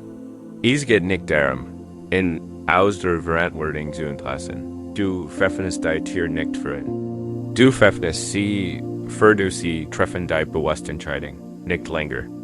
In einem Gefängnis zu leben, das sie geschaffen haben. Sie entscheiden sich davor, nicht mehr zuzulassen, dass ihr vergangenen Handlungen ihr gegenwärtig Realität bestimmen, Ruhe in dieser Neujoinen Welt, spür die Freiheit. Das Bedürfnis nach einer Entschuldigung elgt sich in diesem Licht auf. Ratschlägeles haben hier keinen Platz. Du brauchst nichts mehr von ihnen. Du hast die Kälte deiner eigenen Befreiung in dir selbst gefunden. Du hast das große Geheimnis entdeckt. Das Tor zum Frieden öffnet sich immer in dir Nordchen. Ruhe jetzt hier, frei, ganz und endlich wahrhaftigen Frieden. Eines der großen Hindernisse, Schmerz lassen, ist die Angst. Die Lektion zu vergessen, und wir wat in Trauer freien Lauf lassen. Ein Teil von uns klammert sich in das Leid, weil es uns wie ein eindringliche Erinnerung in uns ist. Der Schmerz sagt, vergiss nie, was sie getan haben. Die wat sagt, wie geht's ihr nicht? Dich noch einmal so verletzlich zu sagen. Wir fürchten, naiv zu werden, wenn wir vergeben. Wir befürchten, dass wir, wenn wir die schwere Last, die groß loslassen, die Tat irgendwie guthigen, den anderen aus der Verantwortung entlassen und uns selbst wieder auf die Gleichgewicht verletzen. Diese Angst heilt uns in die Vergangenheit gefesselt und zwingt uns, die scharfen, schweren Steine unseres Traumas und mit uns herumzutragen, damit wir das tückische Terrain, das wir einst durchquert haben, nie vergessen, da den Schmerz festzuhalten. Sich in die Lektion zu erinnern, ist wie ein Gläschen Kohle in der Hand zu halten, sich daran zu erinnern, dass wir nichts zu berühren. Die Lektion ist gelernt. Das Weiterbrennen folgt dir nur noch mehr Schaden zu. Der buddhistische Weg lehrt einen Weg der examen Erinnerung. Einen Weg, die aus unserem Leidern Junin Weisheit zu würdigen. Ohne das Leiden selbst ständig neu durchleben zu müssen. Dieses die kannst, unsere Wunden wanrohen, schmerzhaften. Stellen in erotisch Meilenstein auf der Landkarte unseres Lebens zu verwandeln. Dieses die Arbeit, ein weißer Kartograf unserer eigenen Narben zu werden. Stellen Sie sich einen alten Kartografen vor. Einen Meister der Kartenkunst, der sein Leben damit verbracht hat, die wilden, unbekannten Gebiet der Welt zu erkunden. Sein Körper ist ein Zeugnis seiner Reisen. Ist best MIT Narben von Sturzen, Tieren und dem durchqueren gefährlicher Landschaften. In seiner Jugend sah diese Narben als Zeichen der Versagens oder der Schwach. Da in seiner Weisheit sieht sie anders, dass erholt den Auftrag, die ultimative Karte einer riesigen, gefährlichen Wildnis zu erstellen. Da einst als junger Mann erkundet hat, enthält ein riesiges, mäkeliges Pergamentblatt. Zeichnet. Nicht nur die sicheren Fäd, Flossengebirg zu sein. Beschließt ein Kart wahre Weisheit zu erstellen, ein Kart für einen echten Reisenden. Nimmt ein Feinfeder und beginnt. Dot kommt zu der Stelle auf der Karte und in ein tief schluckt Jefflin oder an sich das Bein gebrochen hat. Zeichnet wieder einen Totenkopf noch ein Monster. Die Stelle zu markieren. Statusen zeichnet das schon. Kunstvoll Symbol eins geschenten Nackens und schreibt Ganabun in eleganter Schrift. Hier lernt ich die tief meiner eigenen. Widerstand verkennen an die Kunst. Zierbruschenis wieder zurücken. Fort seinen Stift zu der Stelle auf der Karte. Und daran einer Rotier verfolgt worden sich 3 Tage lang in einer Heil verstecken musst. Zeichnet kein furchterregendes Tier. Statusen zeichnet den Umriss einer Stillen. Geschützt in Hegel und schreit, hier lernt ich die Weisheit der Still und die Kraft geduldiger Beobachten kennen. Kommt in den Ort. In dem, in ein Maitris Verwerten, sein Wort gestohlen und in Sturben zurückgelassen hat. Dies war sein tiefst Wund, der schmerzhaft Stil seiner Ries, heilen. Kennt ein Schlang oder einen Dolch zeichnen. Ga, tut, is nicht.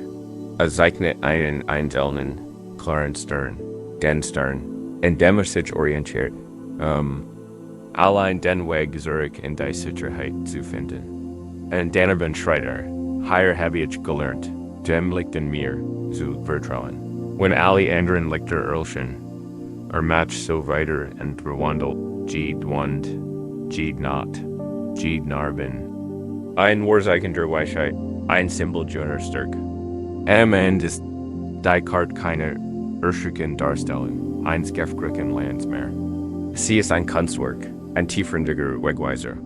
Sie wird die Schwierigkeit der Reise, konzentriert sich aber ganz auf die Weisheit und Stärke, die in diesem Führer geschmiedet wurden.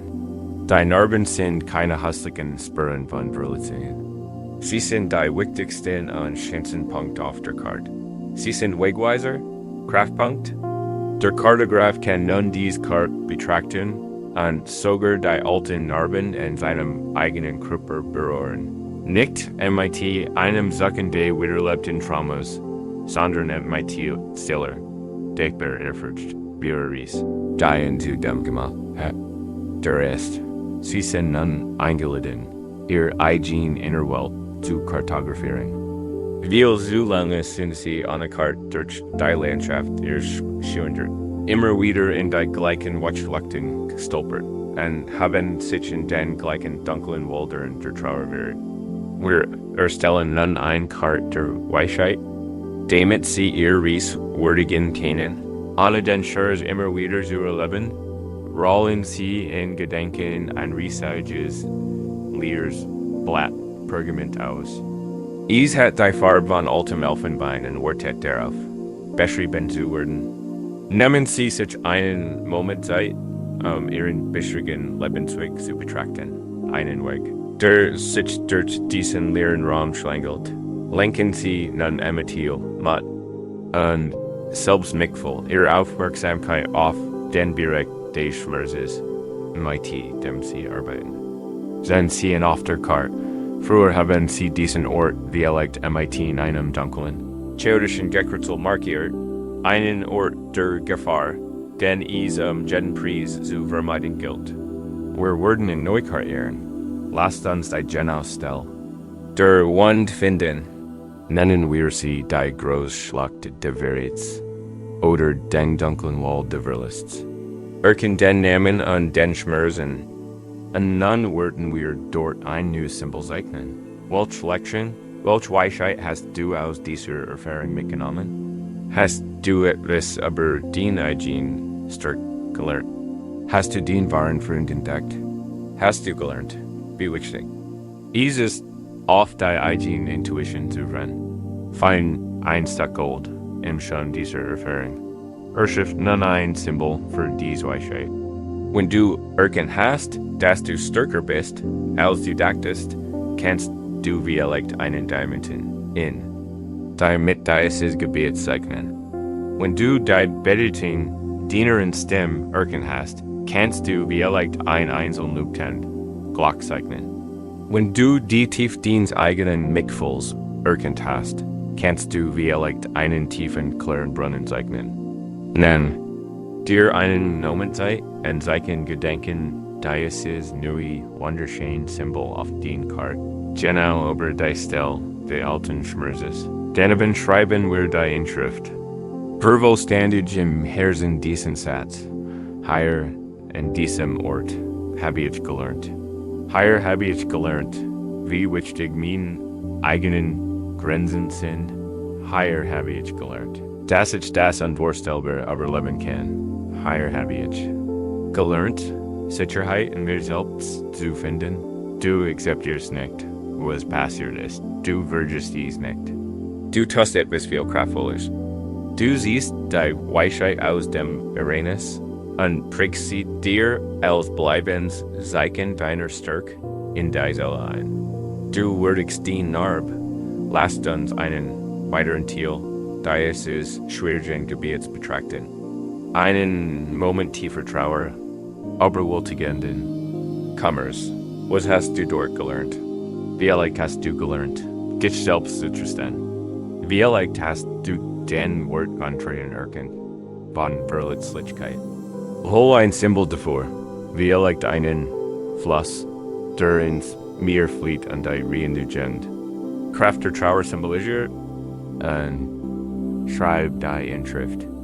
Hier habe ich gelernt, den Fluss der Trauer durch mich fließen zu lassen und mein Herz zu reinigen. Sie kartieren ihre Innerwelt neu. Sie verwandeln sie von einer Traumlandschaft in eine Landschaft der Weisheit. Die schmerzhaften Erinnerungen sind nicht länger so gleich gefährlich ausleer. Sie werden zu Jornetten, ehrwürdigen Meilensteinen auf einer Reise tiefgreifender Transformation. Betrachten Sie nun Ihre Fertigkeit, sehen Sie. Wie das einst so Beingsteigen Gebiet nun von diesen Lichtpunkten erleuchtet wird. Dem Diamanten, ihre Widerstandfähig, der Glock, ihre Intuition, dem Fluss, ihre Trauer, dem Stern ihrer inneren Führung. Dieser Karte können Sie nun vertrauen. Sie können sich ohne Angst in ihrer eigenen inneren Welt bügen, denn Sie haben die Ort der Nacht, mit der Weisheit markiert, die Sie ihnen geschenkt haben. Sie haben ihr Narben gewürdigt, indem Sie zu Leitsternen gemacht haben. Ruhe dich. Mit dieser Karte aus. Spür die Stillkraft, die von ihr ausgeht. Du hast nicht vergessen, was passiert ist. Du hast dies tief in deiner Weisheit verankert. Du musst nicht mehr schreien, sich erinnern. Denn die Lektion ist nun still und wunderschön in die Karte, deines Herzens eingeschrieben. Du kannst die Glahend-Kohle endlich loslassen, denn du hast die Karte, die dich für immer. Darin erinnert, wo das für War und notwichtiger, welchen Weg du genommen hast, herzukommen. Auf subtle Weise bleiben wir von denen, die uns verletzt haben, gefangen, lange nachdem das Uranus vorüber ist. Wir lassen sie, dass sie weiterhin den wertvollsten Ort der Welt besitzen, den Raum in unserem eigenen Kopf, wenn du dich unter der durch in imaginären Streit MIT in erlebst, wenn du die kostbare Energie darauf verwendest, ihr Motiv zu analysieren, wenn Gesicht das Letzte ist. Während du wie dem Einschlafen denkst, beherrschen sie dich immer noch. Du hast ihnen einen Thron in Rätsel des Herzens gegeben. Und selbst wenn dieser Thron leer ist, selbst wenn sie physisch fort sind, sorgt die ständige Aufmerksamkeit für Abwesenheit, für die Leer, die sie hinterlassen haben. Davor, dass sie deine Teigsperson in deinem Königreich bleiben. Dies, geistig und emotional Betätigung ist kraftversuchend. All die Energie, die du darauf verwendest, dich auf sie zu konzentrieren, auf den What auf sie, den Trauer sie, den Wunsch nach Veränderung, oder deinem eigenen, darauf, den in ihr Reich ist Geld, den eigenen weißen Ratgeber, den Freude, den Kreative, den Frieden, den zukünftiges Ich, keinen nicht gehört werden, weil den ganz Aufmerksamkeit auf diesen leeren, verwunschenen Thron, an den Geist gerichtet ist, dem du immer noch erlaubst, darüber du herrschen. Zu heilen, musst du nicht nur die Gefängnisschule verlassen, wie wir gelernt haben, sondern auch einen stillen, mitfühlenden Stadtstreik in deinem eigenen Herzen ingenieren und sanft. Liebevoll, aber besten deinen eigenen Thron durchkehren. Guy. Buddhistischen Lehren der Loslösung bieten uns den Weg dazu. Wir lernen unsere Anhaftung nicht nur in Menschen lassen, sondern auch in die Rollen, die wir in unserem Leben zu wissen haben. Die Person, die dich verletzt hat, ist nicht mehr dein Partner, dein Freund, dein Elternteil, wie sie es einmal war. Sie ist jetzt ich. Der mich betrogen hat, ich, der mich im Stick gelassen hat. Solange du sie in dieser mächtigen Rolle heilst, definierst du dich in Bezug auf sie als den Vertenen. Den Königreich zurückerobern, musst du sie aus dieser Rolle stürzen und den Thron selbst auflösen? Stellen sie sich ein Wies an mächtig Königen Reoer, die aber ein wohlhabens und friedliches Königreich herrscht. Ihr Königreich war ein Spiegelbild ihres eigenen Geistes. Es war wohlgeordnet, mitfühlend und gerecht. Und ihre sieht sie als ihr engster Berater ein Mann, den sie seit ihrer Kindheit kennt. Sie schützt seine Rat, aber eils und Liebe in wie einen Bruder. Gar eines Tages, getrieben von heimlicher Eifersucht, beging dieser Berater einen schweren Wert. Versagt. Matcht in sich zu reigen und das gesamte Königreich zu untergraben. Sein Komplett wurde aufgedeckt. An schweren Herzens sah sich die Königin gezwungen, in für immer aus dem Land zu verbannen. Aber er fort war, blieb sein Präsenz spürbar. In großen Rätsel war die Königin und ihr Berater zusammengekommen. Das Reich zu regieren, blieb sein praktischer Stall, der Thron des obersten Beraters, leer. Bei jeder Sitzung wandert der Blick der Königin zu diesem leeren Sitz. Sein Anblick war einständig, schmerzlich Erinnerung an den Wert. Die Leer, die hinterlieu, war so groß, dass sie die Diskussion beherrschte. Wenn andere Berater ihren Rat anboten, fragt sie sich, was hat gesagt? Der Geist seiner Anwesenheit war mächtiger als die reale Anwesenheit ihrer. Truhen Unturtenen, das Königreich begann zu leiden. Entschieden wurden nicht getroffen. Die Energie des Rats stagnierte, verstrickt in der Vergangenheit. Die Königin war so auf den leeren Thron des Verrats konzentriert, dass sie das Königreich, das noch immer von abhängig war, nicht effektiv regieren konnte. Ihre Konzentration auf die Abwesenheit einer Person schädigt allen eines Morgens. Nach einer schlaflosen Nacht betrat die Königin allein den Rätsel. Sie betrachte gen Lehren Thron, die Kel so vieler ihrer Schmerzen. Sie sah nicht nur als Stall, sondern als Symbol der Macht, die sie Vernoch immer gab. Sie hielt seinen Geist in Leben, indem sie seine Bosenheit in einem Moment tiefer Klarheit erkennt sie, was sie tun musst. Sie zerstört, den Stall nicht in einem Windfall.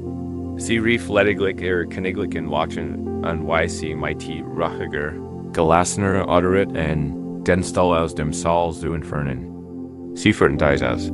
Anschließend ließ sie den gesamten Raum neu gestalten. Die Briggenberater wurden in einem Kreis aufgestellt, einer gleichberechtigten Formation, ohne dass ein einziger Lehrer Maxsitz den Raum dominierte, gleich ihm. Nächsten Tag, als der Rat zusammentrat, vernderte sich die Energie. Nachdem die schmerzlich klaffende Lehr der Lehren Throns verschwunden war, schienen die anderen Berater ihre Stimme wieder zu finden. Neue Ideen begannen zu fließen. Der Fokus lag nicht mehr auf den Vermissten, sondern auf der Weisheit und Stärke der Anwesenden. Das Königreich begann zu heilen und wieder zu gediehen. Die Königin hat ihren Freund nicht vergessen, aber sie hat aufgehört, seinem Geist einen Platz am Tisch zu geben, indem die Entscheidungen aber Zukunft getroffen, die und nun leidet sie ein, den Ratsaal ihr zu betreten. Denn sie in sich wie ihrem Geistigen, Agi klar wie Augen. Dies ist der Sitz ihrer inneren Führung. Hier lenkt sich ihre Lebensenergie. Schauen sie sich im Raum wie sind sie dort bereits einig ihrer weißen Rakeber, ihr Stärke. Ihren Humor, ihr Mitgefühl, und nun zu hat den dran, den praktiksten, imposantesten Platz im Raum. Or sitzt dort? Bist du der rechtmäßige Herrscher dient eigenen Königreichs? Oder sitzt dort ein Geist? Herrichtet die Person, die dich verletzt hat, immer noch aber die Innerwelt? Oder ist der Thron vielleicht leer, aber es ist anklaffend, Magtage. Leer, die den ganz Aufmerksamkeit beansprucht, genau wie damals bei der Königin. Ertappen sie sich dabei, wie ihr Blick immer wieder zu diesem leeren Platz zurückkehrt. Sich daran erinnert, wo dort einst sah, seine Wesenheit betrauert. Oder aber seinen Wert worden ist. Wenn ihr Dennis seid, dienen Platz zurückzuübern. Dieses Zeit, diesen Thron liebevoll und entschieden zu entfernen. Du musst dies nicht der mighty Gold oder what tun. Du kannst dies mighty der ruhigen, wortevollen Oderett eins waren Herrschers. Tun der Symbol der gesamten Reichs, Reichs, handelt, stehen sie in ihrer Vorstellung auf. Sie sind die Königin, sie sind der König, sie sind der Herrscher dieses inneren Niederreichs. Geben sie mighty, fester Stimme den Befehl, rufen sie ihr Innerstärke herbei ihre königlichen Watchen, denn sie, wie sie sich respektvoll dem Verwunschenen Thron hören. Denn sie, wie sie ihn von seinem Ehrenplatz haben, sie tragen aus ihrem heiligen Ratsaal. Beobachten sie, bis vollständig verschwunden ist. Spüren sie nun die Veränderung im Raum. Der Raum, in dem sie stehen, fühlt sich offen und sauber, voller neuer Möglichkeiten. Die Bedrückend Last der Anwesenheit Geistes verschwunden. Sie gehen jetzt tiefer at men dort und nun Gestalt dienen rat neu. Dialekt möchtest du dienen eigenen Thron in deit stellen, denn sitzt de mitfühlenden weißen Herrschers. Oder Dialekt möchtest du einen Kreis Gleichgestalter bilden, wie es die Königin tat. Dies ist din Königreich. Du bestimmst die REG dort, wenn möchtest du zu deinem neuen Ratstisch einladen. Schau dich din innere Weisheit ist da. Bitt, sieh ein, Platz zu nehmen. Din tiefer Frieden ist da. Laden ein. Din suchen für ich, dies wies in geheilt Version von dir, Wortet geduldig auf einladen. Läd sie in den Tisch ein. Was ist MIT deiner Kreativität? Deiner Freude? Deinem Sinn für Humor? Gibben an allen ein Platz rat Dienst. Herzens, spüren Sie die neue Energie in diesem Raum. Sie ist lebendig. Unterstützen auf die Gegenwart und Zukunft ausgerichtet, nicht auf die Vergangenheit. Ihre Aufmerksamkeit wird nicht länger von ihr ausgelockt. Sie wird durch die Gegenwart ihrer besten Eigenschaften und Verbundenheiten gelenkt. Von diesem Ort aus können Sie Ihr Leben in die Weisheit und Emma gestalten. Das bedeutet nicht, dass die Erinnerung an die Person gelöscht ist. Es bedeutet lediglich, dass sie in deiner inneren Führung keine Machtposition mehr innehat. Sie wird abgesetzt. Ihre Meinung zählt nicht mehr. Ihr Geist hat kein Stimmrecht mehr. Du hast sie liebevoll und endgültig von dir aufgegeben und dein Leben zu bestimmen. Ruhen Sie sich nun in diesem gegestelten, friedlichen Rätsel aus. Spüren Sie die Stillheit, der rechtmäßige Herrscher Ihrer eigenen inneren Welt zu sein. Der Thron gehört Ihnen, Sie bestimmen aber die Zukunft. Und Ihre weisen und truen Berater sind alle hier, anwesend und bereit, Ihnen zu helfen, ein Königreich zu erschaffen, ganz friedlich, wohlhabend und vollständig ist. Wir sind auf dieser Reise weit gekommen. Wir haben das für des Ohrens begriffen. Standhaft wie ein unerschütterlicher Berg gestanden, an den Thron unseres Herzens zurückrüber. Da unser Schmerz hat ein tiefer Schicht und letzt subtle Wurzel, die unser Leiden festhält. Es ist die Vorstellung eins getrennten Ich, das verletzt wurde, und eins getrennten Dus, das den Schmerz hat. Dieses Gefühl, ein eigensinniges, festes Selbst zu sein, das ungerechterweise angegriffen wurde, ist die eigentlich grundlegende Groß. Das ganze Drama von Schuldzuweisung, Ungerechtigkeit und Vergebung beruht auf diesem Glauben in zwei. Getrennte, unabhängige Wesenheiten, solange wir uns vollständig, MIT diesem abgetrennten Selbst. Diesem ich MIT seiner Geschichte, seinen Wunden und seinem Kummer identifizieren, wird ein Teil von uns immer den Schmerz der Persönlichen Krankung spüren. Das Ego, dieses Gefühl eines festen und abgetrennten Iches, ist darauf angelegt, sich selbst zu schützen, sein Territorium zu verteidigen, Beleidigungen zu registrieren und Groll zu hegen. Am tiefsten Frieden, tiefsten bedingungslos, Vergebung zu finden, Elitians der buddhistische Weg zu einer radikalen und befreienden Perspektive allein, die Realität dieses abgetrennten Selbstbeherrschung zu hinterfragen. Dies ist die Lehre von Anatta, oder nicht selbst, und die Tiefweisheit der Verbundenheit. Es ist die ultimative Befreiung, denn wenn das Ziel des Pfeils, das feste Ich, eine Illusion ist, wo kann der Pfeil dann wirklich landen? Dies ist eine subtle und tiefgründige Lehre, der wir mit großer Beherzigkeit begegnen müssen, nicht als intellektuelles Konzept, sondern als gefühlte Erfahrung. Sie leugnet nicht die Realität unseres Schmerzes, sondern öffnet vielmehr eine so umfassende Perspektive, dass der Schmerz sich endlich und wahrhaftig auflösen kann. Lassen Sie sich von dieser alten Hindu- und Zen-Geschichte, dem Gleichnis von der Salzpuppe, in dieses Mysterium führen. Es war einmal ein Puppe, Kunst auf reinem weißem Salz gefertigt. Sie stand am Ufer eines blauen Ozeans. Die Salzpuppe hat einen Verstand und einen großen Ehrgeiz, die Tiefe des Ozeans zu messen. Sie wollte den Ozean verstehen, sein Geheimnis ergründen. Sie hat Geschichten über seine Unermesslichkeit gehört, kann sie aber nicht begreifen. Also beschloss die Salzpuppe, ins Meer zu gehen. Mit einem vorsichtigen ersten Schritt setzte sie einen salzigen Fuß in das Wasser am Ufer. Dabei bekam sie ein seltsames Gefühl. Der Fuß kribbelte und schien zu schrumpfen. Ein Teil LSD sich auf und verschmolz im Wasser.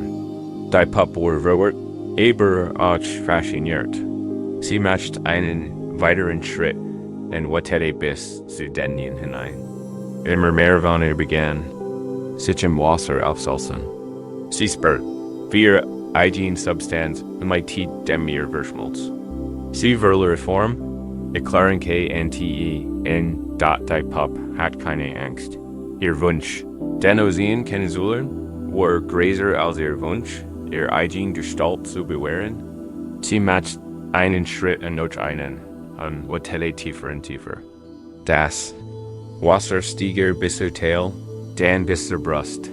Mit tief schmolz das Wiesen der Salzbach dahin, und wurde von der großen Wassermasse nicht mehr so zu unterscheiden. Die Grenze zwischen mir, der Salzbach, und dem Ozean verschwimmt, zunehmend. Schließlich trat aus sich der letzte Rest ihrer Form. Die Spitze ihres Kopfs, vollständig auf Salzen droht, rief die Salzbach in einem Moment. Tiefer, freudiger Erkenntnis aus, jetzt weiß ich, was der Ozean ist, und dann war sie verschwunden, verlegrig schmalzen im IT zu verstehen gesagt hat. Sie musste separat selbst verlieren, die Natur die ganzen wirklich zu verstehen. Du, in deinem tiefen Gefühl, ein verletztes zu sein, bist wie die Salzbach. Dein Ego, dein Persönlichkeit, dein Geschäft, das ist dein Form, different aus dem Salz deiner Erfahrungen. Und der Schmerz, den du trägst, der persönliche Stachel der Ungerechtigkeit, ist ein Folge des Wunsches der Pup, vom Ozean des Lebens, dem Ozean des Seins. Get zu be in da ich jetzt sei, in einem sanften Ekeit spirituelle Vorstellungskraft zu erkennen, die sich anfühlen kennt, ihr eigenen Kanten abzumildern. Es geht nicht Selbsterstreng, sondern Selbstbrei. Lenk die Aufmerksamkeit, zunächst auf den Selbst. Fühl dich selbst als die Salzbach. Spür den Grenzen, die Konturen deines Körpers, die Hall deiner Haut. Spür mein Geschäft, den Namen, den Drinheit, den Wunden. Dein Selbst ist auf seiner Ebene real, so wie die Salzbach real war. Nimm es IT. Sehen Sie nun vor Ihrem geistigen Objekt einen riesigen, ruhigen, warmen Ozean, erstreckt sich in alle Richtungen bis zum Horizont. Dies ist der Ozean des universellen Bewusstseins, das groß vernetzte Netz des Lebens selbst. Es ist nicht, wann Ihnen getrennt, es ist Ihr wahre Natur. Stellen Sie sich mit großer Vorsicht wie Sie einen Schritt machen. Stellen Sie sich vor, Sie tauchen einen See Salzpuppenitches ins Wasser. Spüren Sie das Kribbeln der Auflösung, ein winziger Teil Ihrer. Starren Geschäft, ein Crunchen Ihres aufgestauten Schmerzes, elges sich auf und verschmilzt mit friedlichen Wasser. Es ist kein gewaltsamer Prozess. Es ist ein sanfter. Wenn es sich sicher anfühlt, mach einen weiteren Schritt. Walk bis zu den Nacken hinein. Spür, wie die harten Kanten deines Kommers weicher werden. Die scharfen Grenzen zwischen was sie mir entgegen haben, wie ich gelitten habe, verschwimmen. Renn das Mitgefühl in Wasser des Seins dich umfängt. Du bist nicht nur ein einzelner Pup. Du bist auch das Wasser, dort machen sie. Einen weiteren, langsamen, bewussten Schritt bis zu genießen, der Geschäft von mir, dem Opfer, verlierten Substanz. Die Energie, die es braucht, diese Identität aufrechtzuerhalten. So verteidigen und so rechtfertigen, elgest sich nun im Ozean auf. Und was bleibt, ist ein einfach, friedlich Prozess. Und lasst das Wasser mit einem weiteren Schritt bis zur Hüfte stiegen. Die schwere Last der persönlichen Vergangenheit, die Last des Großs, das Bedürfnis, rechts zu haben, all das schmilzt von dir und Wort 1 mit den Gänsen. Der Unterschied zwischen deinem Schmerz und dem Schmerz aller Wesen beginnt sich aufzusetzen. Der Unterschied zwischen deiner Heilung und der Heilung der Welt beginnt zu verschwinden. Wenn du tiefer wagst, kannst du beginnen, den Perspektiv zu ändern. identifies ihr dich nicht mehr mit der Pup, die sich auflöst, sondern identifies ihr dich Emotionen der empfindt. Du verschwindest nicht, du denkst dich aus, du verlierst dich nicht, du erinnerst dich an den wahr wheat asienisch. Natur, der Schers wird Thiel der Pup, ist nicht Thiel Geosiens. Der Ocean ist zu groß, zu tief, zu vollständig. Von der Geschichte einer einzelnen Pup gestört zu werden, taucht so tief ein, wie es dir angenehm ist. Wie erlegt das Wasser, jetzt bis zu deinem Herzen.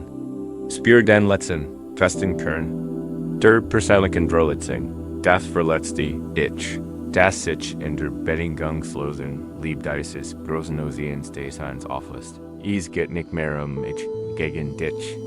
Es gibt kein Ich und kein Du. Es gibt nur dieses We. Friedlich, fließend Bewusstsein. Wo ist jetzt der Staffel der Ungerechtigkeit? Wo ist das Ziel des Pfeils? Es ist verschwunden. Es hat sich in Frieden aufgelöst. Ruheier, Tribe in diesem grenzenlosen, warmen Ozean. Du bist nicht dein Pup. Du bist der Ozean. Du bist nicht dein Wund. Du bist dein Wheat. Heilen Präsenz. In der alle Wunden entstehen und sich auflösen. Dies ist dein ultimate Vergebung. Denn in diesem Zustand gibt es nichts zu vergeben und niemanden, der es vergeht. Es gibt nur den Frieden der Einheit, die Tiefruhe des Süße Sehens.